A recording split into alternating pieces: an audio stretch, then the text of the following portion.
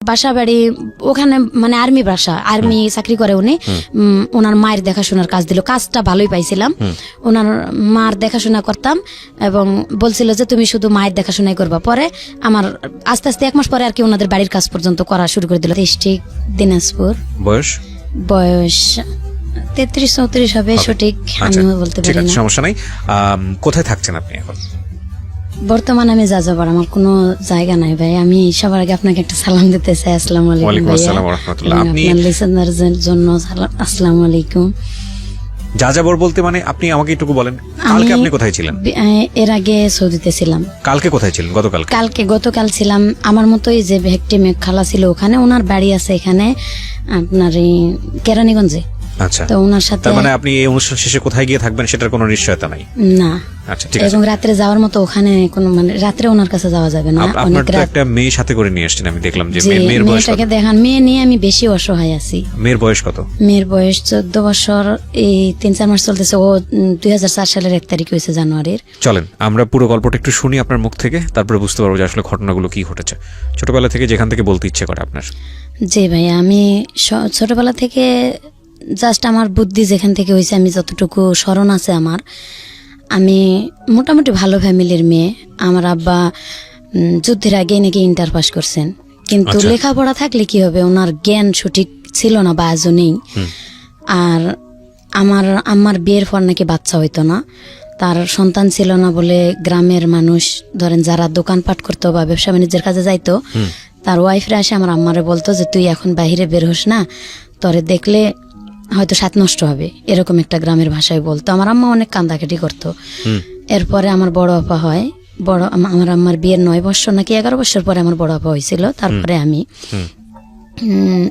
আমার আব্বা হয়তো এত বছর পরে সন্তান হলো যে একটা আগ্রহ বা একটা এই সন্তান মানুষ করার মতো তার আল্লাহ পাক অনেক ধন সম্পত্তি ছিল। আমার দাদার দেওয়া সম্পত্তি তার 16-17 বিঘা সম্পত্তি ছিল।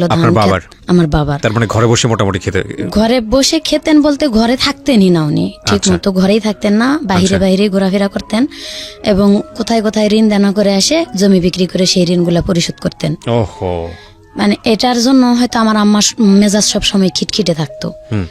আর আমরা যখন ছোট ছিলাম দেখছি আমার আম্মা সব সময় প্রায় আমার আব্বা মারধর করলেই নানার বাড়িতে চলে যাইতো, কিন্তু আমার নানা সব সময় বুঝায় পাঠাইতো যে মা এক সময় আল্লাহ তোর সুখ দেব, এই কথা বলে বলে আমার পাঠাইতো। আর আমি প্রায় নানির বাড়িতেই বেশি মানুষ ছোটবেলা থেকেই। আমার নানা প্রায় সময় আর কি, আমার পর আমার ছোট একটা ভাই হয়, ওই ভাইটা হওয়ার 2 বছর পরে আমার যখন 4 বছর বয়স, আমার স্মরণ আছে একটু একটু যে আমার ছোট যেটা সেটা আরেকটা যখন হলো আমার 4 বছর বয়সে, তখন 2 বছর পর আর কি আমরা ভাই বোন সবাই হয়েছি। তো আমার ছোট যেটা সেটা মারা গেল, অনেক অসুস্থ, তখন আমার আব্বা হাজতে। বাট আমি মিথ্যা কথা বলতে চাই না, আমি এখানে উন্মুক্ত ভাবে বলতে আসছি আমার আব্বা চুরি ডাকাতির সাথেও জড়িত ছিল। এই কাজগুলো আমি নিজে দেখছি যে আমার আব্বা এই ধরনের অন্যায় কাজ করছে এবং আমরা শাসন করছি। তখন যতটা ছোট ছিলাম ওটা বলার মতন ছিল না, হয়তো আমার আম্মা কতটুকু হেল্প করছে না করছে বা কত কি করছে তা এটা বলতে পারবো না। তবে যখন জেলে ছিল, আমার ভাইটা যখন মারা গেল তখন আমার আব্বা জেলে দেখতে পায় নাই এবং আমার আম্মা দেখতে যাইতো আমার সাথে করে নিয়ে। আমার মনে পড়ে আমার আম্মার মেজাজ এতটা মানে খিটখিটেই থাকতো, কোনো কথা বলা বা আমরা একটা বায়না তো ধরতেই পারতাম না। সব সময় মানে মায়ের সাথে কৃষি কাজ করতে হতো বা মা বাড়িতে থাকলে আমরা 2 বোন, বিশেষ করে আমার বড় বোন আমি মাঠে ঘাটে কাজ করা লাগতো সব সময়, কাজের লোক ছেলেদের সাথে সব সময় কাজের লোক আমাদের বাড়িতে থাকতো। এই 3 মাস বা 5 মাসের বা 1 বছরের এরকম 3টা-4টা করে কাজের লোক আমাদের বাড়িতে থাকতো। আমার আম্মা আর কি বুঝাই দিত এটা এইভাবে। ছোটবেলা থেকেই একবারে সংসারটা মনে করেন যে একটা ছেলে যেরকম বোঝা নেই, ঠিক আমার বড় আপার বিয়ে হয়ে গেছিল 13 বছর বয়স থেকে, কিন্তু আমি 11 বছর বয়সে আমি একা হয়ে গেছিলাম। আমার ছোট ভাই যেটা মারা গেল, এরপরে আমি সংসার চালানো, মনে করেন মাঠে ঘাটে ধান ক্ষেত, এমন বেশ বালতিতে করে পানি নিয়ে যে খেতে দেওয়া লাগে, আমাদের ভিটামাটিতে যে মরিচের গাছ অথবা বেগুনের গাছ লাগাইতো, এটাই আম্মু বলতো স্কুল থেকে আসে একটু রেস্ট হয়তো বা খেলাধুলা করতাম। তখন তো ছোটবেলা ছিল, বুদ্ধি ছিল না তেমন, খেলাধুলায় বেশি একটা মন ছিল। আম্মা এটা দেখতে পারতো না, লাঠি দিয়ে পিটায় সব সময় নিয়ে আসতো, আর সব সময় মারধর। মানে ওই সময়টা একটা মেজাজ থাকে অন্যরকম, ওই সময়ের মেজাজটা যেরকম করবো সেরকমই কিন্তু আমরা মানুষগুলো হতে পারতাম। হয়তোবা আব্বা হেল্প করতে পারে নাই, আমার ব্রেনও সেরকম ছিল না যতটা আমরা চালাইতে পারি। এরপরে তো মার ব্যাপারটা আমরা সবসময় মারধরের উপর থাকতাম আর কি, সবসময় খিটখিটে মেজাজ থাকতো আম্মা। গরু ছাগল চড়াইতাম, গরুর দুধ বিক্রি করতাম, এভাবে ছোট ভাই বোনদেরকে আর কি মানুষ করছে। বিশেষ করে বোঝাটা আমার উপর চাপ পড়ছিল আমার বোনের বিয়ের পরে। ওকে। আস্তে আস্তে সংসারের অবস্থা খারাপ হতে থাকলো। তখন 3 বেলা কাজের লোক তো বাদ, 3 বেলা ভাত খাওয়ার মতন পরিস্থিতি আসলো না। তখন আমার এই 9-10 বছর বয়স, এই সময় আর কি দেখলাম যে ভাত 3 বেলা খাইতে পারি না। আর যদিও আম্মা একটু কষ্ট করে ধান আবাদ করে নেই, হয়তো সিদ্ধ শুকনা করতে পারে না, ধান নষ্ট হয়ে যায়, এভাবে মানে আমরা 3 বেলা ভাতও খাইতে পারি নাই। এমন দিন চলে গেছে, এমন দিনের পর দিন আর কি না খাই থাকছি। আবার এমন সময় দেখা গেছে আমার আব্বাস যখন ওই যে অন্যায় পথে ইনকাম করতো, হয়তো সেই সময়টা অনেক ভালো খাওয়াইতেছে, সেটা হয়েছে হালাল রুজি না। আমার এটা স্মরণ আছে, এটা হালাল রুজি না। আমার আব্বা যে সময় খাওয়াইতো এটা হালাল রুজি করে খাওয়াইতো না। যেমন এলাকাতে মেলা হইতো, আমার আব্বা মেলাই কোন এক ওষুধ, গুঁড়া জাতীয় ওষুধ নিয়ে আর কি, এটা মনে করেন তরকারির মধ্যে মিশাই মানুষের খাওয়ায় টাকা পয়সা নিয়ে আসতো। এটা আমি দেখছি নিজের চোখে, কিন্তু তখন এরকম জ্ঞান হয়েছিল না যে বাবাকে বাধা দিই, মানে এটা খারাপ কাজ, এটা বুঝতে খারাপ কাজ, এটা বোঝার মতন জ্ঞান তখন ছিল না। তবে যখন জ্ঞান হয়েছে আমার বোঝার মতন, আমার আব্বারে অনেক 10-12 জন লোক আর কি খুঁজতে আসছে। তো ওনারা এসে জিজ্ঞাসা করলো আমাদের বাড়িতে, আমার আম্মার সামনেই জিজ্ঞাসা করছে যে মহসিন কোথায় গেছে। তখন আমার আম্মা যখন মিথ্যা বললো, আমার আম্মা জানে যে আমার আব্বা তাস খেলতে বসছে এখানে গ্রামের এক গ্রাম বাড়িতে, কিন্তু আমার আম্মা মিথ্যা বললো। কথাটা কেমন জানি আমার মাথার মধ্যে নাড়া দিয়েছে, মিথ্যা কেন বললো, অবশ্যই এখানে কারণ আছে, কোনো কিন্তু আছে। তখন আমি দৌড় দিয়া, লোকগুলা বের হয় যখন বাড়ি থেকে চলে যাচ্ছিল, আমি মাঠে যাই, মানে মাঠে না, বাড়ির থেকে আর কি একটু দূরে, বাড়ির সামনে যায় পুকুর আছে আমাদের, পুকুরের কাছে যায়, বলতেছে আঙ্কেল আমার আব্বা তো বাহে কোথায় আছে। আমার আম্মা জানে ঠিক বলে নেই, আমি বলবো কোথায় আছে আসেন, দেখাই দিছি অমুক বাড়িতে আছে। যখন ওই বাড়িতে যায় দেখাই দিল, তখন আমার আব্বাকে ওইখানে যায় সোজা কলারটা ধরে কয়েকটা ঘুষি দিছে আমার সামনে, বলছে যে কালকা রাত্রে যে জিনিসগুলা নিয়ে এসো, জিনিসগুলা কোথায় দেও। তখন আমার আব্বা মানে কথা তর্কাতর্কি করতে আমার আব্বারে গ্রামের মানুষ আরো 2-4 জন মুরব্বী নিয়ে অনেক মারধর করছে। ও এমন মারছে যে 5 ডলা পর্যন্ত দিছে আমার চোখের সামনে, রাস্তার মাথায়, আমার চোখের সামনে আমি দেখছি। তখনও আমার আব্বার শরম হয়নি যে এই কাজগুলা করলে লজ্জাজনক বিষয়। আমার আব্বা তো সম্পদ হয়ে গেছে, আমি সন্তানদেরকে মানুষের মতো মানুষ করি বা লেখাপড়া করাই। মাঝে মাঝে আমাদেরকে নিয়ে বসতো, হয়তো প্রাইভেট দেওয়ার মতো ক্ষমতা হয়নি, মাঝে মাঝে শিখাইতো পড়া, কিন্তু আমার আব্বা সবসময় এই অন্যায় কাজগুলা করছে। আমি বড় হওয়া পর্যন্ত দেখছি, আমার সন্তান হওয়া পর্যন্ত আমার আব্বা এই অন্যায় কাজগুলা করছে। তো ফ্যামিলি থেকে যখন একটা মেয়ে নির্যাতিত হয়, তখন কিন্তু সে নিজের একটা পথ খুঁজতে থাকে যে নির্যাতিত ফ্যামিলি থেকে সরে আমি কোথায় যাইতে পারি। আমার আব্বা যখন এই যে এই কাজগুলা যখন করে অন্যায় দেখলাম, যখন বোঝার মতো বয়স হয়েছে, তখন থেকে বলতে শুরু করছি যে আব্বা এটা করা ঠিক না, উল্টা আমাদেরকে মারধর করে। প্লাস দেখছি মাঝে মাঝে আমার আব্বা, আমার আম্মা কিন্তু হেল্প করে মোটামুটি, যদি হেল্প না করতো মানে এত দূর আগাইতে পারতো না আমার আব্বা। মোটামুটি কিছু কাজে হেল্প করছে আমার আম্মা, হয়তো টাকা পয়সা পাইলে একটু খুশি থাকছে, আবার যখন না থাকছে তখন অনেক কান্দাঘাটি করছে। কিন্তু ওই রাগটা আমার আব্বার উপর রাগ না দিতে পারে, আমার উপর বিশেষ করে অনেক অত্যাচার করছে। আমার আপার বিয়ে হয়ে যাওয়ার পর আমি সংসারে একজন ছিলাম, বা আমি মোটামুটি তর্ক করতাম আমার লগে যে এটা করা ঠিক না, এটা করা ঠিক না, এভাবে বলতাম, দেখে আমারে মারতো। সরাসরি কিছু বলতে না পারতাম। আমি ক্লাস 8 পর্যন্ত উঠলাম আর কি, তখন ব্রেনে একটা চাপ দিল যে আমি যদি একটা চাকরি বাকরি করতে পারি। তখন গ্রাম বিকাশ কেন্দ্র নামে একটা সংস্থা আমাদের গ্রামে আসলো, এবং পার্বতীপুরের এক ছেলে সেকেন্ড ম্যানেজার ছিল। আমি ভকেশনালের প্রথম ব্যাচের ছাত্রী ছিলাম। বাংলাদেশে ভকেশনাল আপনার 97 সালে আর কি চালু হয়। আমি ভকেশনালে ক্লাস 8 যখন পরীক্ষা দেব, তখনই আমার টেলারিং কোর্সে আমার আম্মা ভর্তি করে দিছিল। আমি সবসময় আমার বলতাম যে আমি মানুষের বাড়িতে কাজ করে খাবো, তাও বাড়িতে থাকবো না। প্রায় বাড়ি থেকে বের হয়ে চলে যাইতাম। যাই আমাদের ওখানে বিরামপুর একটা শহর আছে, শহরে আর কি মানুষের বাড়িতে আমি এমনি হোটেলে যাই, বসে বলতাম যে আমার যদি কেউ কাজ করে নেন আমি কাজ করে খাবো। এভাবে 3 দিন 4 দিন 5 দিনও মানুষের বাড়িতে কাজও করছি, মরিচ বাটা থেকে শুরু করে যা লাগে মশলা বাটা, এভাবে কাজ করেও খাইছি। তো আমার আব্বা আবার খোঁজ পায় যায়, নিয়ে আসছে মারধর করে ওখান থেকে। তুই লেখাপড়া করবি, তুই মানুষের বাড়িতে কাজ করবি কেন। ওকে। পরে এভাবে চলে গেছি।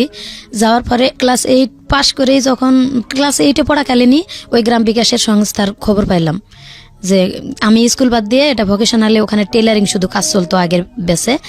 তো আমি 96 আমি ওখানে ভর্তি হলাম, টেলারিং কাজ শিখলাম 1 বছরের কোর্সে। আলহামদুলিল্লাহ কাজ শিখে আপনি তখন গেছিলাম। কোন ক্লাসে পড়েন? আমি তখন ক্লাস 8-এ পড়ি। ক্লাস 8-এ পড়েন। ওকে। 8-এ পরীক্ষা দিলাম না, 8-এ পরীক্ষা না দিয়ে ওখানে আমার আম্মা ভর্তি করে দিয়ে আর কি আমাকে কাজ শিখালো। আমি খুব আগ্রহী ছিলাম কাজ শেখার জন্য। পরে ওখানে ভর্তি করে কাজ শিখালো। কাজ শিখার পাশাপাশি এদিকে আমি হাট করি, বাজার করি। হাট বাজার করে যতক্ষণে নিয়ে আসি ততক্ষণে কিন্তু আমার ভাইদেরকে খাওয়ানো হয়। আমি গাছে উঠে আম পাড়ি এবং মুরগির ডিম বিক্রি করে, গরুর দুধ বিক্রি করে ভাই বোনদের জন্য বাজার করে নিয়ে আসতাম সেই সময়টা তো।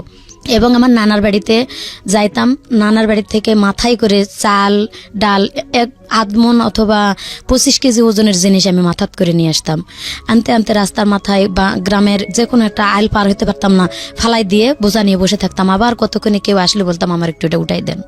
এইভাবে আমাদের ক্ষেত জমি থাকতেও এত কষ্ট করে নানির বাড়ি থেকে চাল ডয়ে আনে আমার ভাই বোনদেরকে খাওয়ায় মানুষ করতে হয়েছে বা দিতে হয়েছে অভাব অনটনের কারণে।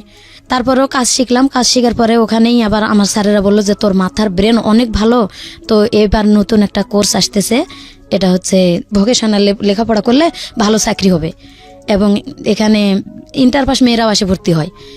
ম্যাট্রিক পাস করলে এখান থেকে অনেক ভালো একটা পজিশনে যাইতে পারবা।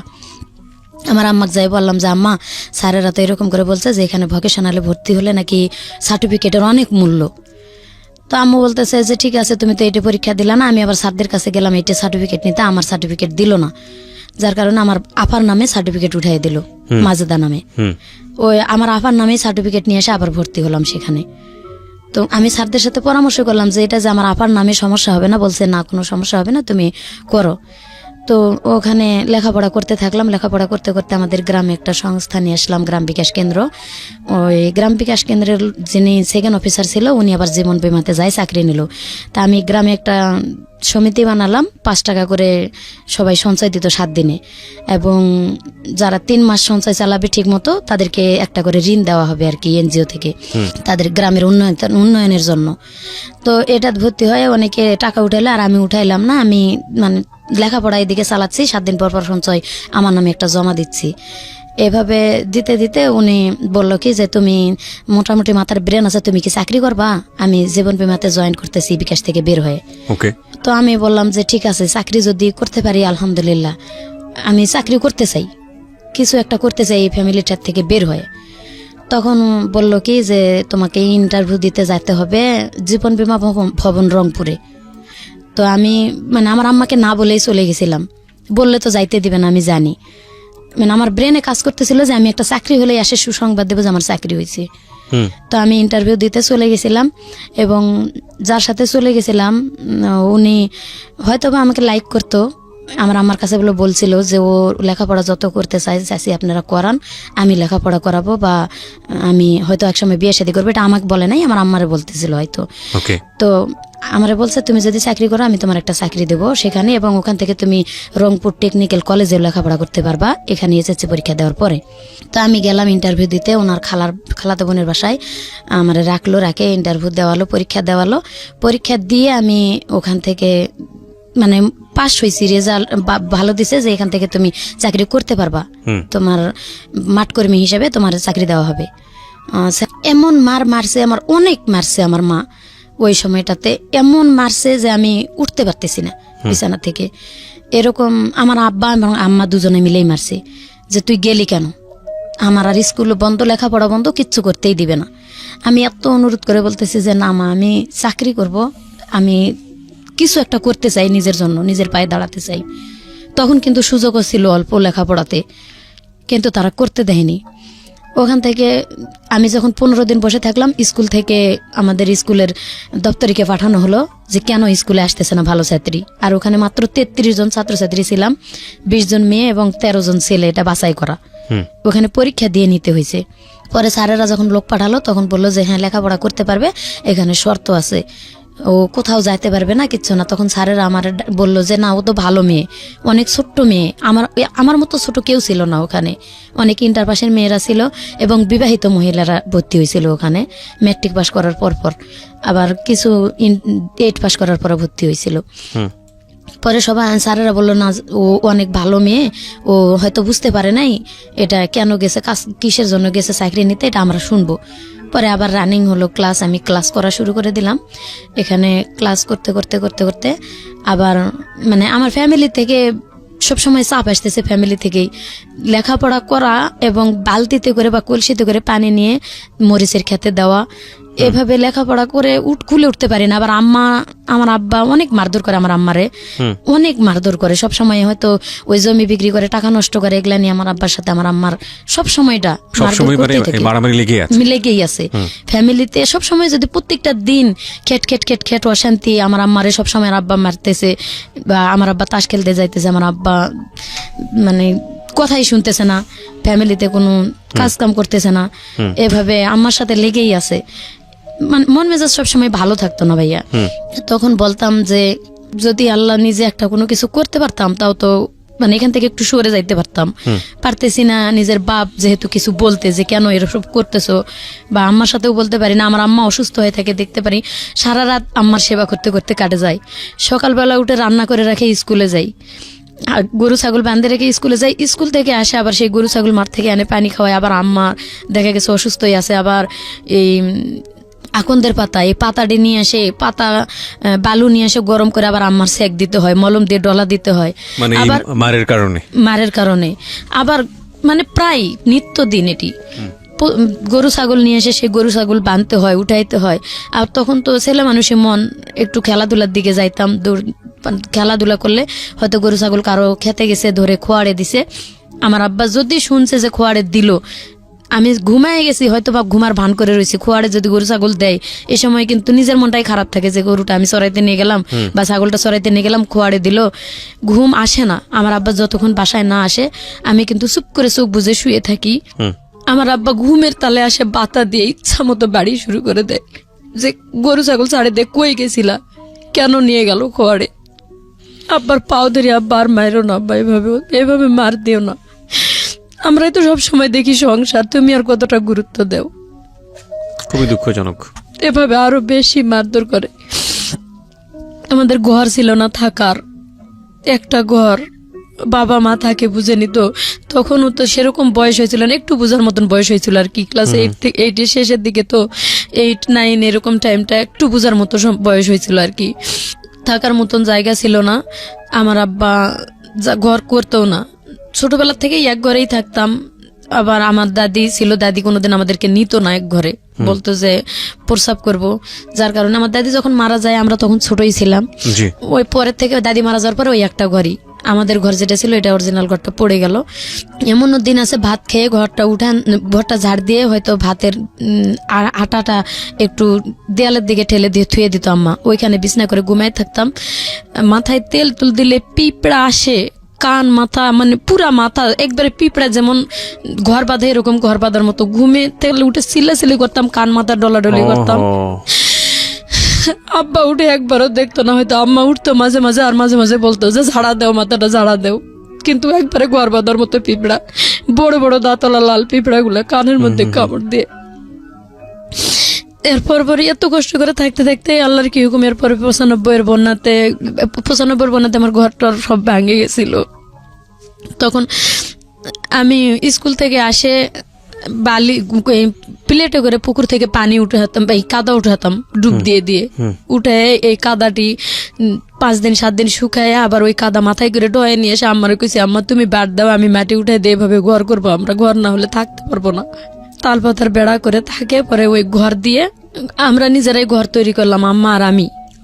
বিশেষ করে আম্মা আর আমি পরিশ্রম করে ঘর 2টা তৈরি করলাম, মাটির ঘর, এবং গ্রামীণ ব্যাংকের থেকে কিস্তি উঠায় আম্মা ঘরে টিন দিল, দিয়ে মোটামুটি আর কি একটু সচ্ছলের দিকে তখনকার থেকে হালকা নিজেরা আম্মা আমি এই কিস্তি উঠায়া গরু ছাগল পালে, এভাবে ক্ষেত খামার নিজেরা একটু করে চালাইতে পারতেছি টুকটাক করে।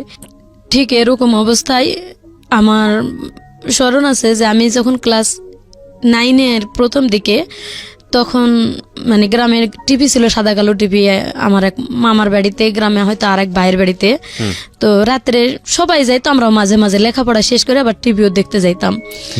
তো একদিন রাত্রে আমি টিভি দেখতে গেছি আমার মামার বাড়িতে। আমার অনেক খারাপ লাগতেছে, আম্মারে বলতেছি, আম্মা আমার জানি শরীরটা অনেক খারাপ লাগতেছে, তো তোমরা নাটক শেষ করে আসো। তখন ছোট ছোট ডেউ নাটক হইতো। বলছে যে তোমরা পরে আসো একটু, আমি আগে যাই। তো নাটক শেষ হয় নাই, আমি চলে আসছি। আমি আসলে আম্মা পিছে পিছে, আমার আম্মা ওরা চলে আসছে। আর আমি যে চলে আসছি, আমার মামাতো ভাই কোন ফাঁক দিয়ে চলে আসছে ঘরে আমি জানি না। আমি সোজা আমাদের বাড়িতে ঢুকে আগে আমার মানে কারেন্টের সুইচ অফ না করে ঘরের দরজাটা শুধু খুলে দিছি, তালাটা খুলে বাইরের দরজা খুলে রেখে আসছে। আম্মা তো পিছে আসবেই 10 মিনিট পরে। আমি বাইরের দরজা খুলে রেখে চলে আসে, তালাটা খুলে আমি কলপাড়ে গেছি যে প্রসাব করে হাত মুখ ধুয়ে আসি, ধুয়ে ঘুমাবো। আমি কলপাড়ে গেছি, কলপাড় থেকে ঘরে আসে ঢুকা মাত্র আমার মামাতো ভাই আমার জড়ায়ে ধরছে। যখন ও আমারে জড়ায়ে ধরছে, আমি চিনতে পারি নাই কি, আমি চিৎকার যে জোরে দেবো এরকম পারি না, তার কারণে এটা গ্রাম মান সম্মান যাবে। আমি বলতেছি যে কে তুই, সর, আমার কাছ থেকে সরে যা। ওর সাথে শক্তি দিতে পারতেছি না, তবে মানে এত জোরাজোরি করতেছে, খামসাখামি কিছু করতেছে। আমি ওরা ধাক্কা দিয়ে চৌকির উপরে, আমাদের ঘরে চৌকি ছিল, চৌকিতে ফালাই দিতেছি, ও আবার উল্টা আমারে ধাক্কা ফালাই দিতেছে। এভাবে কুস্তা কুস্তি অনেকক্ষণ আমি প্লিজ হাত পাও ধরতেছি, অনুরোধ করতেছি, ভাই তুই কে, তুই সর। পরে ওর কণ্ঠটা বুঝতে পারছি আমি যে ও আমার মামাতো ভাই। তো আমি ওরা বলতেছি, তুই আমার এখানে কেন আসছিস ভাই, তুই সর। ভাই যখন শুনে না, তখন অনেক খারাপ ভাষা, গ্রামের খারাপ ভাষা তো জানেনি কি কি খারাপ ভাষা করে বলতে হয়, একবার এইভাবে বলতেছি, এরপরও শুনে না। তার মধ্যে আল্লাহর হুকুম আমার আব্বা আম্মা চলে আসছে। আমি ঘাইমা ভাই, একবারে জ্বর জ্বর করে আমার শরীর দিয়ে ঘাম পড়তেছে। আমার আব্বা আম্মা আসে বাড়িতে ঢুকছে, ঢুকার পরে ওর সাথে সাথে চোখের নিচে ঢুকে গেছে। ও যখন চোখের নিচে ঢুকে গেছে, আমার আম্মা আসে সোজা ঘরে ঢুকছে, আমার আব্বা আসে বাহিরে খিল লাগাই দিয়ে টিবল পড়ে গেছে। তো আমার আব্বা যখন টিবল পড়ে গেছে, তখন ওই আমার আম্মা ঘরের দরজার পাশে দাঁড়িয়ে আছে। আর আমি কাঁপতেছি, আমার যে আম্মা ডাকতেছে ঘরে, বাতি দেশ নিকা, বাতি দেশ নিকা। আমি ভাই আমার কণ্ঠ বের হইতেছে না যে আমি কথা বলবো, এরকম মানে এতটা আতঙ্ক হয়ে গেছি।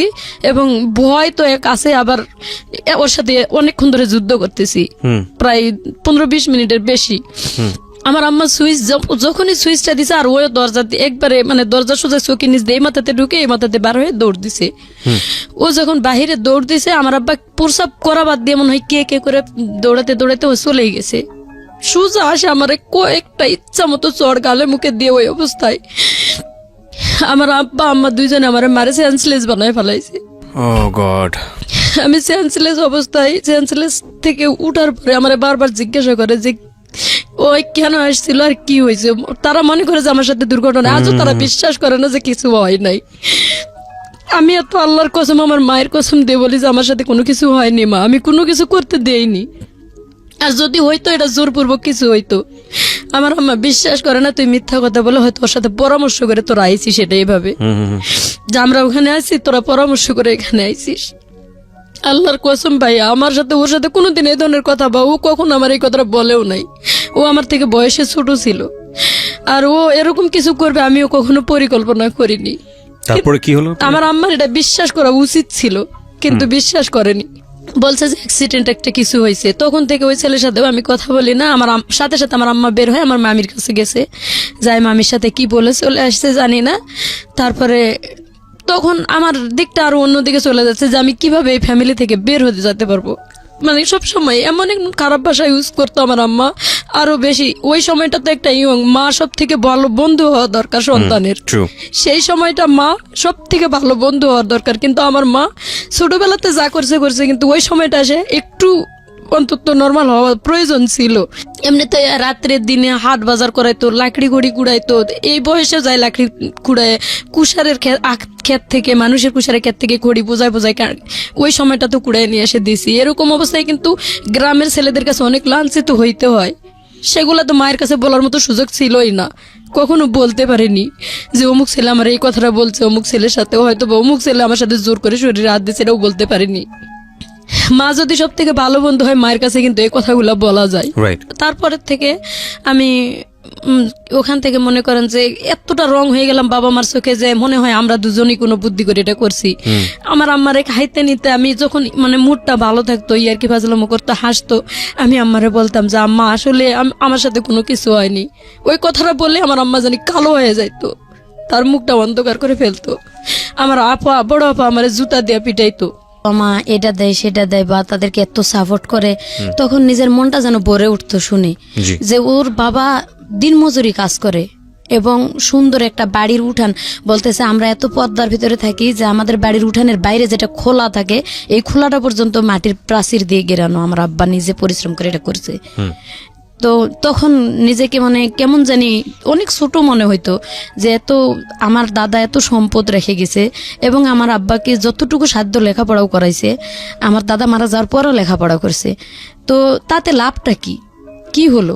আর ওরা রাজমিস্ত্রি কাজ করে বা কাঠমিস্ত্রি কাজ করে এত সুন্দর করে এই মেয়েগুলোকে মানুষ করছে। আমার আম্মারের সাথে করে নিয়ে তাদের বাসায় নিয়েও গেছি ঢাকা। তারা বিরামপুরে রুম ভাড়া নিয়ে থাকতো। জি। মাঝে মাঝে আমি মাঝে মাঝে মানে মন চাইতো না বাড়ি যাইতাম, আজকে বাড়িতে গেলে না জানি কি দুর্দশা আছে। প্রায় প্রায় স্বামীর সাথেই থাকতাম, স্বামীদের বাসায় ঘুমাইতাম বা ওখানেই খাওয়া দাওয়া করে স্কুল করতাম। আচ্ছা। তো এভাবে করতে করতে একদিন জানি না সেরকম বয়সে হয়তো অনেক ছেলেরাই চয়েস করছে, ছেলেরা অনেক ডিস্টার্ব করতো। আমি এটা আমার কাছে যাই বলতাম যে আম্মা আজকে এই ছেলেটা অমুক কথা বলছে, অমুক ছেলেটা অমুক কথা বলছে। মাঝে মাঝে আমি ছেলেদের উপর রাগ করতাম বা জুতা দিয়ে পিটাম, ওই ধরনের কথা বলতাম। তো ছেলেরা চটে গিয়ে আবার আমাদের বাড়ির গ্রামের লোকের কাছেও বলতো এটা কার মেয়ে এত সাহস। মোটামুটি সাহস ছিল ভাইয়া ছোটবেলা থেকেই আমার। তো আমার আম্মা বলতো যে তুই মেয়ে মানুষ হয় ছেলেদের সাথে এরকম করে কথা বলিস কেন? তো আমি কি করব, তারা রং কথা বলে আমার পিছে পিছে, আমি কি আর কোনো মেয়ে পাই না, খালি তোর সাথে এরকম করে সবাই। যদি কোনো কথাই শেয়ার করতে যাইতাম ওই আগের অতীতটা আমার টেনে আনতো, মানে ঘুরে ফিরে ওই একটা জায়গায় এসে ওই থামতো। জায়গাটা এসে দাঁড়াইতো, যে কোনো কথার দিক দিয়ে আর কি ওটাই ঘুরে ফিরে। তো ওই যে বললাম যে ক্লাস 10-এ যখন আমার বিবাহিত মহিলারা মিলে একসাথে লেখাপড়া করতে থাকলাম, তো একদিন স্কুলে গেছি, আমার আম্মা বলতেছে আমার শরীরটা প্রচুর ব্যথা করতেছে, পারলে একটু হসপিটাল থেকে সরকারি ট্যাবলেট আর কি আনে দেওয়ার জন্য। ওষুধ কেনার মতন টাকা তখন ছিল না। আচ্ছা। বলতেছে যে পারলে হসপিটাল থেকে আমার একটু ওষুধ এনে দিস। তা আমি বললাম যে ঠিক আছে আমি যাব। গেছি স্কুলে, এমন বৃষ্টি আসছে, অনেক বৃষ্টি। আর আমি সকালবেলা বাসাতে বের হয়েছি, পরেতেই হালকা হালকা বৃষ্টি হইতেছিল। আর আমি যখন বাসাতে বের হয়েছি তখন পাশের গ্রামে আমাদের বাড়ি পার হয়ে মানে নদী পার হয়ে যাওয়া লাগে স্কুলে। তো আমি যখন নৌকা পার হয়ে গেছি তখন একটা ছেলে আমি আমার হাতে ছাতা আছে এবং ওই গ্রামের ছেলেটা, আমি এখন নাম বলতেছি, ছেলেটার নাম আলম ছিল, কিন্তু তখন আমি জানতাম না। আচ্ছা। ছেলেটা আমার সামনে এসে দাঁড়িয়ে বলতেছে যে মোটামুটি হ্যান্ডসাম ছেলেটা ছিল, আসে বলতেছে আপু আপনার বাড়ি কোন জায়গা? তো আমি বললাম যে অমুক গ্রামে। আপনার আব্বার নাম কি, আপনার নাম কি?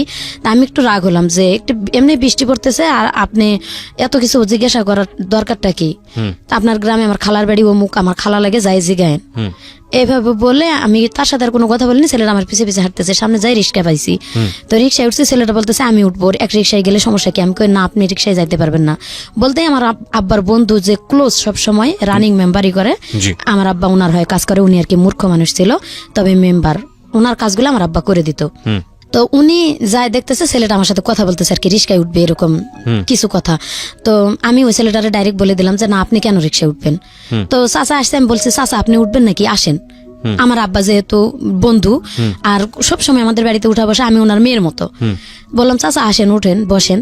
তো চাচা এসে উঠলো আমার রিক্সায়, বসে চাচার সাথে আমি গেলাম স্কুলে। স্কুলে যাই, সেদিন ক্লাস হলো না। তখন মানে সিনেমা হলে ছবি লাগাইছে আসামি বধূ। তো সব মহিলারা, বিবাহিত মহিলারা কি, যে টিচার ছিল টেইলারিং টিচার, উনি সবার সাথে ফাজলামো করতেছে, আজকে তো ক্লাস হবে না, তো তোমরা সবাই এক কাজ করো, মানে উনি জানি আমাদের সাথে বলতেছে তোমরা সবাই মিলে আসামি বধূ ছবি দেখে আসো, সিনেমা দেখতে যাও। তো যারা যারা বাড়ির পাশে বাড়ি ছিল, হিন্দু বৌদি যারা ছিল বা মুসলমানও ছিল, বলতেছে ঠিক আছে এটা তো একসাথে হলে ভালোই হয়, হালকা হালকা বৃষ্টিও আছে। তা আমারে পিচ্চি বলে ডাকতো সবাই, বলতেছে পিচ্চি তুই কি যাবি? তো কেমন জানি মনটা আনন্দ হয়ে উঠলো, ঠিক আছে সবার সাথে গেলে মনে হয় একটু ভালোই হয় মনটা। আরো বাড়ি থেকে মন খারাপ করে আসছি অনেক, সকালবেলায়ও হয়তো আব্বা আম্মা একটু রাগারাগি দেখে আসছি, মন খারাপ। আমি চলে গেছি তাদের সাথে। আমি কই আমার কাছে তো টাকা নাই বৌদি।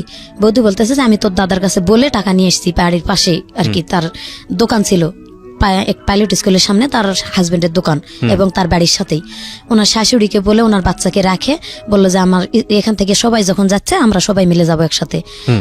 উনি আমার টাকা দিল, নিয়ে গেল সিনেমা হলে, উনি টিকিট কেটে দিচ্ছে, টাকাও দেয় নেই, ওনাদের রিক্সায় করে নিয়ে গেছে। সিনেমা দেখছি আমরা। ওই সিনেমা দেখতে নাকি আমার যে আছে আমার সাথে রিক্সায় আসছে, উনি দেখছে।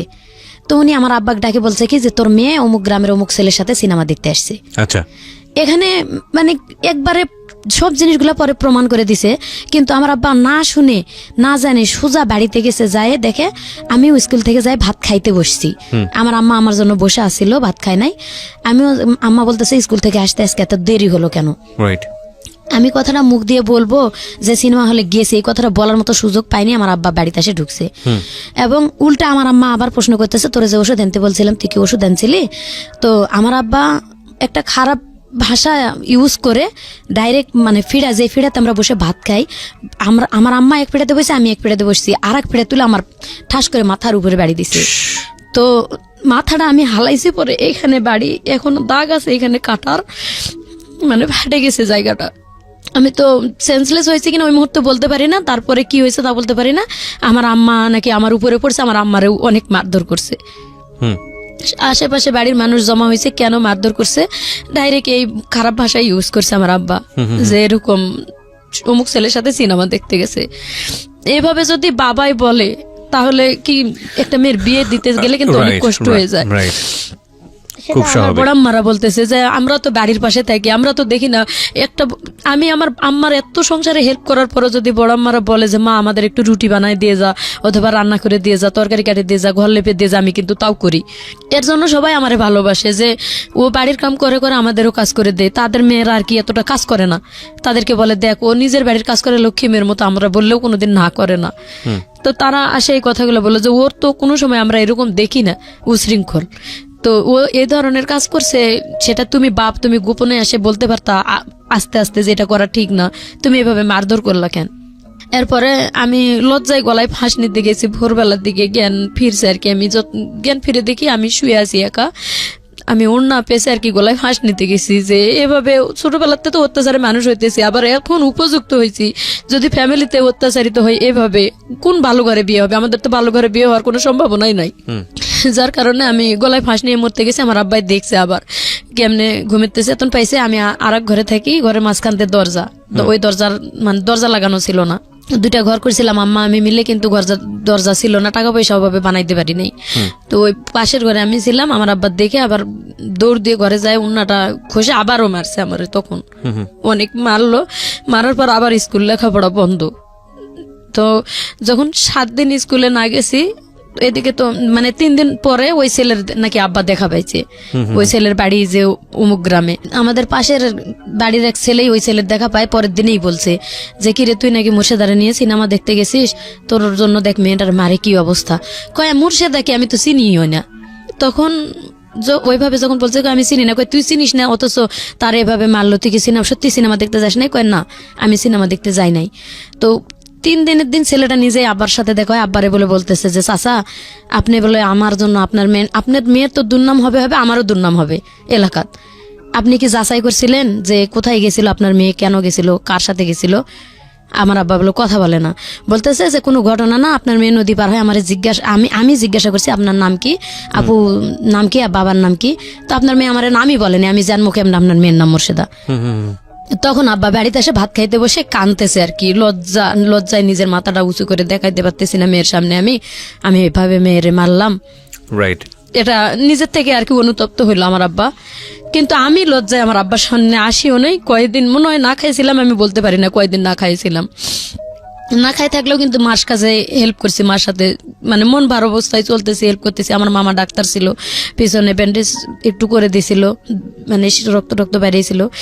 এইভাবে যে ছেলে আমার সাথে ওই যে করলো না প্রথম, ওই ছেলের বাবাই ডাক্তার, মামা আমার। এভাবে আর কি 7 দিন যখন গেল, তখন আবার স্যারেরা খোঁজ নিল যে এই মেয়েটা স্কুল অ্যাবসেন্ট করে না, তা আবার কেন অ্যাবসেন্ট করলো। তখন বাড়িতে আবার দপ্তরে আসলো, আম্মা বললো যে ওর লেখাপড়ার দরকার নেই, আমরা বিয়ে শাদী দিয়ে দিব, এভাবে হবে না। মানে আমার আব্বার উপর রাগ করে এটা বলতেছে যে কারো কাছে শোনা নাই, কিছু নাই, নিজের মেয়ের দুর্নাম বের করে বসে থাকে, এভাবে আর করবো না, থাক। তখন আমি মানে স্কুলে যাবো না, একটা ডিসিশন নিয়েছি, স্কুল আর করবোই না।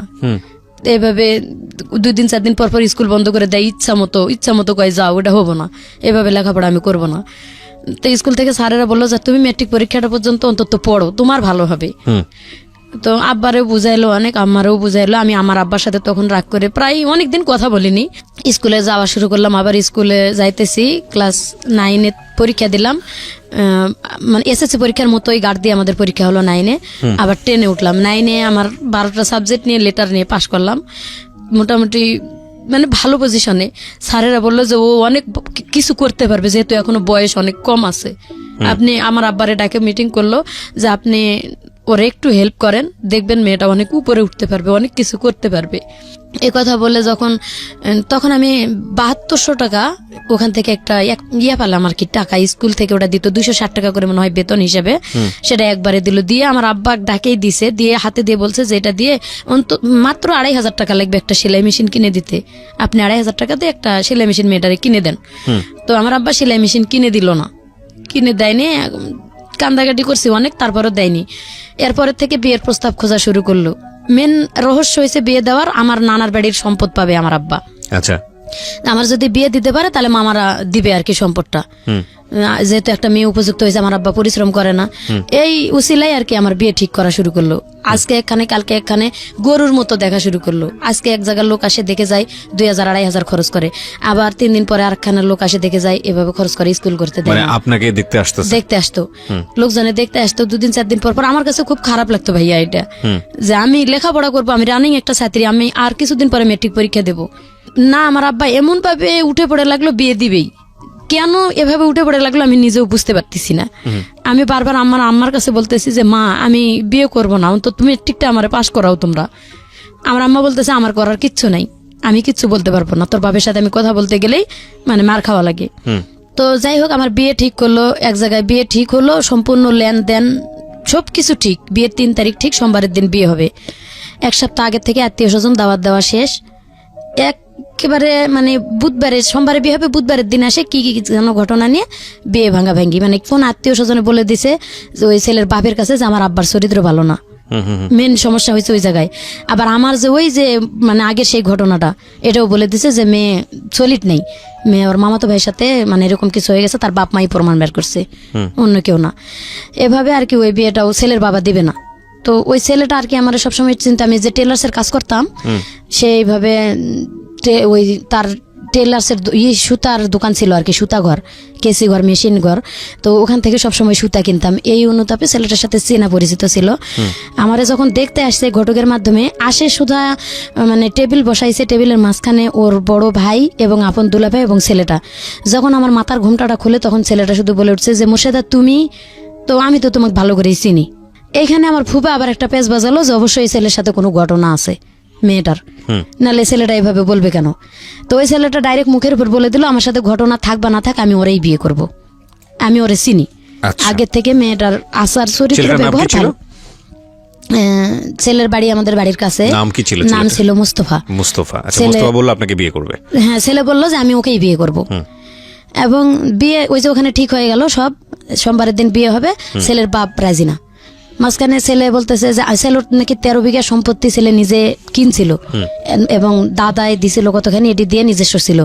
যখন বিয়ে ভাঙে যাওয়ার মানে ধরছে, তখন ছেলে বলছে আমার আব্বারে আসে যে আমার আব্বা বিয়ে দেখ বা না দেখ, এটা আমি শুনছি আর কি, কথা আমি জানি না, মানে বাজারে আসে ছেলে বলতেছে আমার আব্বা বিয়ে দিক না দেখ, আমার 13 বিঘা সম্পত্তি আছে, দরকার হলে 2 বিঘা সম্পত্তি বিক্রি করে আমি টাউনে বাড়ি করব, আপনার মেয়ে নিয়ে খাবো, আপনি বিয়ে দিতে সমস্যা কোথায়?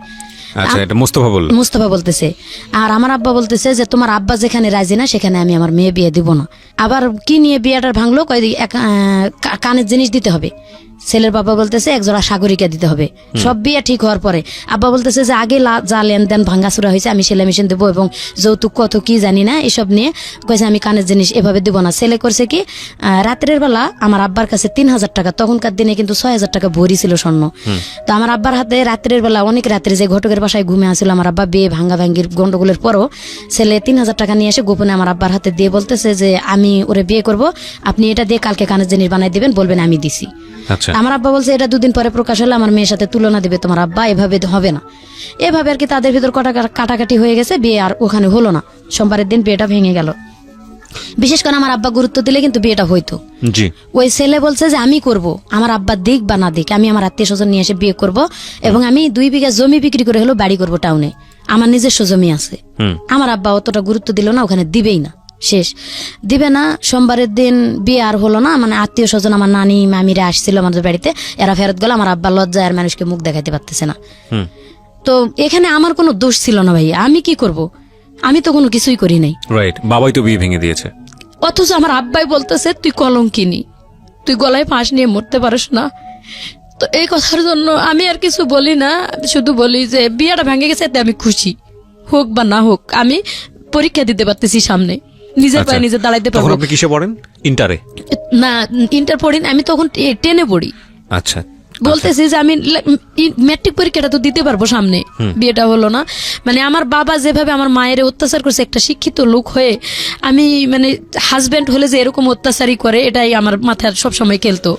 আমি কখনোই পরিকল্পনা করিনি যে বিয়ে হলে আসলে সুখী হতে পারবো। তো সেটাই হয়েছে আমার জীবনে।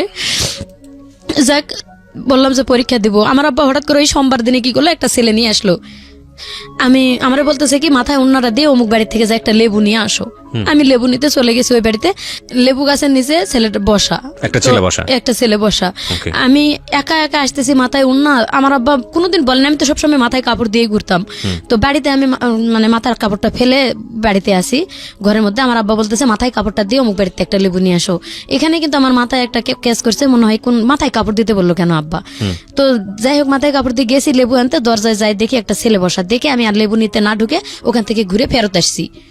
ফেরত আসতেছি দেখি পিছনে আমার নানি, আমার মামি, আমার খালা, আমার আম্মা, আমার আপা, এতগুলা মানুষ পিছনে। তখনই বুঝতে পারছি যে আসলে ওই ছেলেটা আমারে দেখার জন্যই আসছে। আচ্ছা। ওখান থেকে ওরা কই ফেরত আসছিস কেন? তা আমি ওই যে বলছিলাম যে এইভাবে আর গরুর মতো লোক দেখাইতে আনলে আমি অপমান করব তোমাদেরকে, আমি আর কারোর সামনে যাব না। বিয়ে ভেঙে গেছে শেষ। এই জন্য হয়তো তারা ভয় পেয়েছে যে আমি কিছু বলতে পারি, যার কারণে আমার আপা বলতেছে তুই ওখান থেকে ফেরত আসলি কেন? আমি বলছি যে তোমরা কি কারণে আমার এখানে নিয়ে আসছো এটা আমি বুঝতে পারছি, এই বিয়েটাও তো ভাঙে যাইতে পারে, তোমরা আমাদের পরীক্ষাটা আগে শেষ হোক, পরীক্ষাটা শেষ করতে দাও আমার, তারপরে বিয়ের ব্যাপারটা ভাবো। এখন এই অন্তত সাবজেক্টটা বাদ দাও, আমার মাথাটা একটু টেনশন রিল্যাক্স রাখো যাতে আমি পরীক্ষা দিতে পারি। এভাবে বললাম। আমার নানি বলতেছে মুরব্বী মানুষ, আমি একটা কথা কই আপু চল, বিয়ে দেখলেই যে ব্যাপারটা দেখা যাবে। কয় ঠিক আছে, তুই যেটা কবি সেটাই হবো। উল্টে ওই ছেলে আবার ঘুরে আসে বাড়ি ঢুকলো, ঢুকে আমারে ওই এক নজর দেখলো, দেখে চলে গেল। যায় নাকি ওর দুলা ভাইয়ের কাছে বলছে যে আমি যে মেয়েরে দেখে আসলাম, যদি তুমি আজকের মধ্যে আমার বিয়ে না দাও তাহলে আমি রেল লাইনের মধ্যে মাথা ঢুকাই দেবো। ওকে।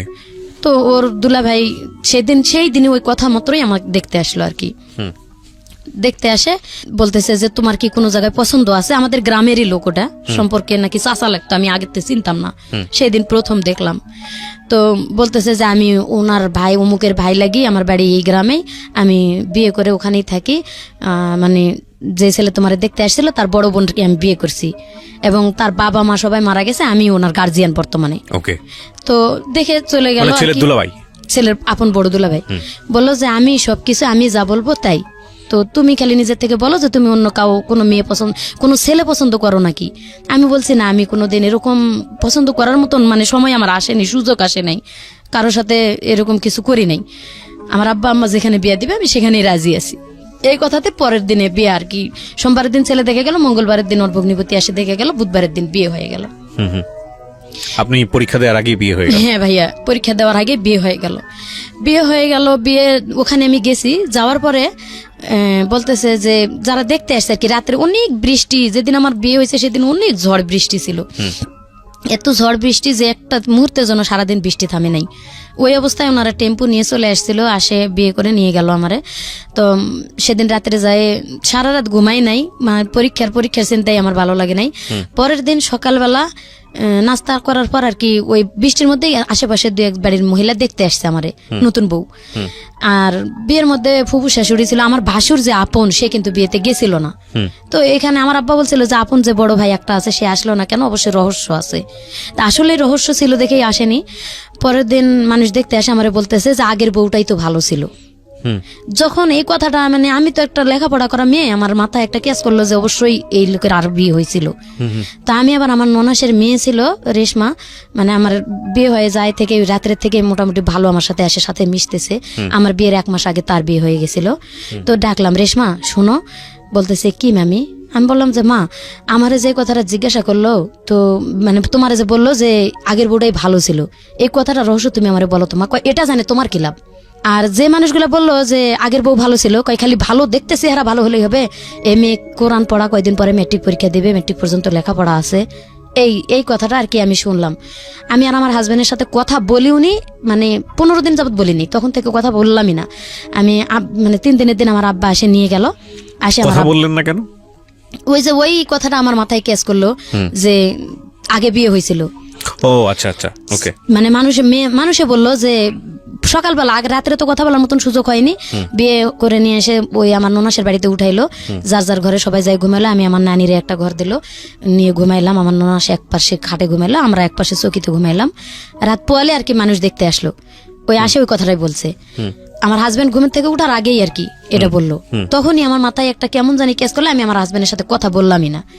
আমার হাজবেন্ড আমার আলাদা করে ঘরের মধ্যে ডাকলো একবার, তো আমি যাচ্ছি না, পরে আমার নানির সাথে করে নিয়ে গেল, কি কি লাগবে আমার, মানে কসমেটিক কিছু লাগবে কিনা। আমি কথা বলি নাই, বের হয়ে চলে আসছি। আর 3 দিন পরে আমার বাপের বাড়িতে আসলাম। বাপের বাড়িতে আসি আমি বললাম যে আব্বা, যে ছেলের অবশ্যই বিয়ে হয়েছিল, না হলে কেন এই কথাটা মানুষে বললো? তা আমার আব্বা বলতেছে যে মিথ্যা কথা কয়ে যদি বিয়ে দেয়, গ্রামের একটা ছেলে, আমি সহজ সরল মানে বিশ্বাস করলাম, সে যদি নিয়ে তোমারে কোনো জায়গায় ফালায়, আমি এটা দেখতেছি। পরে আমার নন্দু আর কি, উনি সাথে আসছিল আমাদের, তো উনারে ডাকে আমার আব্বা আলাদা করে জিজ্ঞাসা করছে, দেখ তুই হয়তো গ্রাম সম্পর্কে ভাই হ বা এখন মেয়ের নন্দু হ, যে কোনো একটা আত্মীয় কিন্তু হয়ে গেছে, তো এটা আমার সাথে মিথ্যা কথাটা বললার কোনো কারণ ছিল, কেন এটা করলা? তো ভাইয়া বলতেছে যে ওটা কোনো ব্যাপার না, মেয়ে নিজের থেকে ডিভোর্স করে চলে গেছে। আচ্ছা, তো অবশ্যই কোনো কারণ আছে, তাছাড়া তো মেয়ে ডিভোর্স করে চলে যাবে না। বলতেছে ওগুলা নিয়ে আপনার চিন্তা করার কারণ নাই, আমি আপনার মেরে নিয়ে গেছি, যদি আমার শালা ভাত না দেয় আমি ভাত দেবো। ওকে। এখানে বলে আর কি 3 দিন থাকলাম। 3 দিন পরে নিয়ে গেল শ্বশুর বাড়িতে গেলাম। আজকে যাওয়ার পরে কালকে আমার ঘর মানে বলতেছে যে তোমরা এই যে হাড়ি পাতিল, 2টা করে হাড়ি পাতিল বের করে দিল, এটা 2টা করে, এটা তোমার আলাদা সংসার, তুমি আজকে থেকে রান্না করে খাবা। ওকে। তো যতই বাপের বাড়িতে ছোটবেলা তো অনেক কাজ করি, কিন্তু নতুন একটা সংসারে যাইতে গেলে নতুন ভাবে আমি কিছুই বুঝি না, কিভাবে রান্না করে খাবো। রাইট। বাজার নাই, খরচ নাই, কিচ্ছু নাই, খালি হাড়ি পাতিল আলাদা করে দিল। আমি আমার ননাসারে যে গেলাম যে বাজার খরচ নেই, কই তোমার জামাইরে কো, তোর জামাইরে কো আনে দিক। তো আমি তো তার সাথে কথাই বলবো না, এরকম একটা আমি কথা বলেই নাই। আমি কথা বলি নাই, ও নিজের থেকে বাজার করে নিয়ে আসলো আর কি। আমি ওটা শুনলো যে কিভাবে কি রান্না করব, বাজার করে নিয়ে আসলো, নিয়ে এসে দিল, রান্না করলাম। ওই 1 কেজি চাল, 1 কেজি ডাল, 8 আনা 4 আনা লবণ, এরকম করে আর কি বাজার করে আনে দিল গ্রামের দোকান থেকে। তো ওইভাবে আর কি সেদিন রান্না করে দিলাম। আমি রান্না করে খাইতেও ডাকি নেই সেদিন, ওর মতো ও উঠাই নিয়ে খাইলো। এবং পরের দিন ও নিজের থেকেই বাজার করে, আমি রান্নাও করলাম না, আমার এবার রান্না করে ওই খাওয়াইলো। আচ্ছা। মানে আমি এতটা মানে ব্রেনে চাপ দিয়ে যাচ্ছি, এর মধ্যে আমার ননাস কয় কি ডাক দিয়া কয় তোর বাপের বাড়ি থেকে টাকা নিয়ে আসে জায়গা কিনে বাড়ি করতো। কয়দিনের এটা মনে হয় 4 দিন 5 দিনের দিন। বলতেছে যে তুই জায়গা কিনে তোর বাপের কাছ থেকে টাকা এনে জায়গা কিনে তোরা বাড়ি কর। আর তখন জায়গার দাম 500 টাকা শতাংশ। 97 সালের শেষের দিকে আমার বিয়ে হয়েছিল, তো 500 টাকা শতাংশ। কিন্তু ওই জ্ঞানটাও তো আমার ছিল না যে কি বলতেছে ওরা, যে বাড়িঘর দেখে বিয়ে দিছে এটাই আমার শ্বশুরের আসল বাড়িঘর, কিন্তু ওটা ওরা লিখে নিছে আগে, এবং এটা ওরা ফ্যামিলির সবাই জানে। এই জন্যই আমার ভাসুর আমার বিয়েতে আসেনি, বলছিল যে তুই জায়গা কিনে বাড়ি করবি তারপর বিয়ে করবি। আচ্ছা। আমি যখন কান্দাকাটি করছি তখন আমার ভাসুর এই কথাটা শুনে আর কি বলছিল, আমার জাল আমারে ডাকে নিয়ে গেল, আমি অনেক কাঁদতেছি, আমার জাল ডাকে নিয়ে গেছে যে তুই কাঁদতেছিস কেন। তো আমার হাজবেন্ড আমারে বারবার জিজ্ঞাসা করতেছে তুমি কান্দো কেন, আমি তার সাথে একদম কথাই বলি না। তখন ভাই বউর কাছে যাই বলছে আরেক বাড়িতে, ভাই বউ আসে আমারে ডাকে নিয়ে গেছে যে মোর্শেদা তোর কি হয়েছে, আয় আমার কাছে, কি হয়েছে বল। আমি বলছি যে আপা আমার এইভাবে বলছে যে জায়গা নাকি কিনে বাড়ি করতে হবে। তখন আমারে ভাঙে বললো ঘটনাটা, আসলে ওর বিয়ে করছিল, বিয়ে করে ওর ভালো ছিল না, যার কারণে আমার শ্বশুর মরার আগেই ওর যে সম্পদটুকু এটা ছোট বোনের নামে লিখে দিছিল, এবং ছোট বোনকে বলছিল যে তুই তোর ভাইরে এই জায়গাটা ছাড়ে দিবি বাড়ি করার জন্য। সে না দিয়ে ওটা ছোট মনো বিক্রি করে আর কি তার হাজবেন্ডকে দিছে। এখন তোমাদের আসলে জায়গা বলতে কিচ্ছু নাই, তুমি জায়গা কিনেই বাড়ি করতে হবে। কিন্তু ওর টাকা পয়সা আছে, কোথায় আছে টাকা পয়সা, কয় ওর এই দুলাভাইয়ের কাছেই 15,000 টাকার মতো রাস্তার কাজ হয়েছে, ও কাজ করে টাকা রাখছে, ওই টাকা নিয়ে ওর সাথে আগেও গন্ডগোল হয়েছে, এই জন্য তোমার ভাসুর বিয়েতে যায় নাই। বলছিল যে তোর টাকা আছে জায়গা কিনে বাড়ি করে তুই বিয়ে কর। তো ওটা শুনে নাই যখন, এই জন্য তোর ভাসুর বিয়েতে গেল না। তা আমি আবার মানে বাধ্য হয়ে তখন আমি আমার বাবার বাড়িতে গেলাম। আবার সেদিন আমি আমার ননাসের কাছে বললাম যে আপনার ভাই বলেন আমাকে নিয়ে যায় তুই আসুক। আমি আমার বাপকে বলে টাকা নিয়ে আসবো। এই কথা আমার মেন রহস্য, আমি যে আমার আব্বার কাছে আবার ঘটনাগুলো খুলে বলবো। আস্তে আস্তে একটা করে সমস্যা বাড়তেছে। প্রথম হিসেবে বিয়ে করছে, দ্বিতীয়ত জায়গা জমি নাই, বাড়ি ঘরই নাই। তো আমার আব্বাকে যাই যখনই বললাম যে আব্বা 15 দিনের জায়গা এটা, গেলাম বাপের বাড়িতে। তো আব্বা বলতেছে যে জায়গা জমি যখন নাই, আমার এখানে অনেক জায়গা আছে, তোমরা এখানে বাড়ি করে থাকবা, যদি ছেলে ভালো হয়। আর যদি দেখি ছেলের কোনো দোষ আছে, তা আমি সময় থাকতে তোমার ডিভোর্স করে অন্য জায়গায় বিয়ে দিয়ে দেবো। এটা 15 দিনের মাথায় আব্বা বললো। তা আম্মা বলতেছে যে মেয়ে মানুষের বিয়ে মা একবারই হয়, এটা বলে কোনো লাভ নাই, তুমি একটু কষ্ট করে পারলে করে খাও, দেখো। তো তখন আমি আবার আমার হাজবেন্ডের সাথে আমার বাপের বাড়িতে এসে কথাও বললাম, বা আমাদের মধ্যে মিলামিশাও হলো। পরে আমি বুঝাইলাম যে জায়গার যখন দাম কম আছে, বাপের বাড়িতে থাকার থেকে আসলে নিজের ওইখানে জায়গা কিনে বাড়ি করা ভালো। তা আমার আব্বা কি দিতে চাইছে, তোমার ভগ্নিপতিরে ডাকো, এখানে কি টাকা দিতে চাই বা কি দেয় আমার আব্বার কাছে। আমি কিন্তু আমার আব্বার সাথে ওই আগের থেকে একটু কথা, যখন আমার খুব মারধর করতো তখন থেকে কথা কম বলতাম, আব্বার সাথে কথা বলিই না বললে চলে। ওই বিয়ের পরে যাই খালি একটা কথাই বললাম যে আব্বা কোন বাড়িতে আমার বিয়ে দিলা, এই কথা মানুষে বলে। আর তারপরেও কথা বলি নাই। এই যে আমার আম্মার সাথে বললাম, আম্মা বলতেছে তোমার টেনশন করা লাগবে না, আমি দেখি এটা।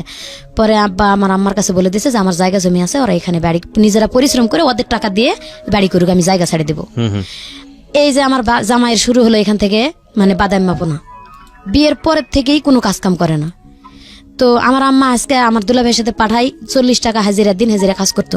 তখন 40 টাকার কাজ করলেও কিন্তু 20 টাকা খরচ করে 20 টাকা থাকতো। কিন্তু একদিন কাজ করলে আর 7 দিন কাজ করে না। আর গাঁজাখোর ছেলেদের সাথে ঘোরাফেরা, প্রায় শোনা যায় যে সে গাঁজা খায়। কিন্তু আমি এটা মানে খেয়াল করতে পারি না, আমি তো তখন ছোট মানুষ, একেবারে বেশি বড় না, এতটা বুঝার মতো জ্ঞান নাই।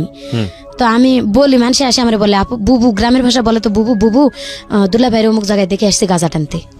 তো আসলে আমি সুন্দর মতন বললেই, মানে মায়ের বাড়িতেই আমারে রাত্রে যদি বিছানায় শুয়ে আমি বলতে যাই এই কথাটা, আমার পাও দিয়ে গুড়ি দেয় অথবা লাগতে খাটের উপর থেকে ফালায় দেয়, মারে। এই কথাটা আমি আব্বা আমারে বলি নাই প্রথম অবস্থায়। আমারে মারে, আমি ওখানেই চেক দিয়ে থাকি, মারে ওখানেই চেক দিয়ে থাকি, এবং ওর পাও দুরা ধরে বলি প্লিজ ভাই তুমি একটু ভালো হও। আবার তোমার একটা ওয়াইফ কিন্তু ভালো, এই যে তুমি যদি ভালো থাকতা তাহলে কিন্তু যাইতো না, এই কারণেই হয়তো গেছে। এইটা বললে আরো বেশি মার, তুই ওটা দেখতে যাস কেন, আমার আগের ওয়াইফ ছিল। এই যে শুরু হয়ে গেল, তার মানে ব্যাগ রিপোর্টটা ওখান থেকে আমি পাইলাম। আর আমার বিয়ের 2 মাস পরে আমার প্রথম বাচ্চা ফেটে আসছে। জি, আমি বাপের বাড়িতেই থাকতেছি এভাবে 8-9 মাস আর কি। ও কোনো কাজই করে না। আমার ছোট যে 2 ভাই ছিল, সবার ছোটটা কাজ করতো না, কিন্তু আমার ছোট যেটা, ওটা ব্রাক স্কুলে পড়তো যখন আমার বিয়ে। তো ব্রাক স্কুল থেকে লেখাপড়া করার পরে বিকেলবেলা মাঝে মাঝে দুলা ভাইয়ের সাথে যায়, খোয়া টোয়া ভাঙতো। তো ওরে যাইতে কইতো আম্মা, ও ভাঙতো না।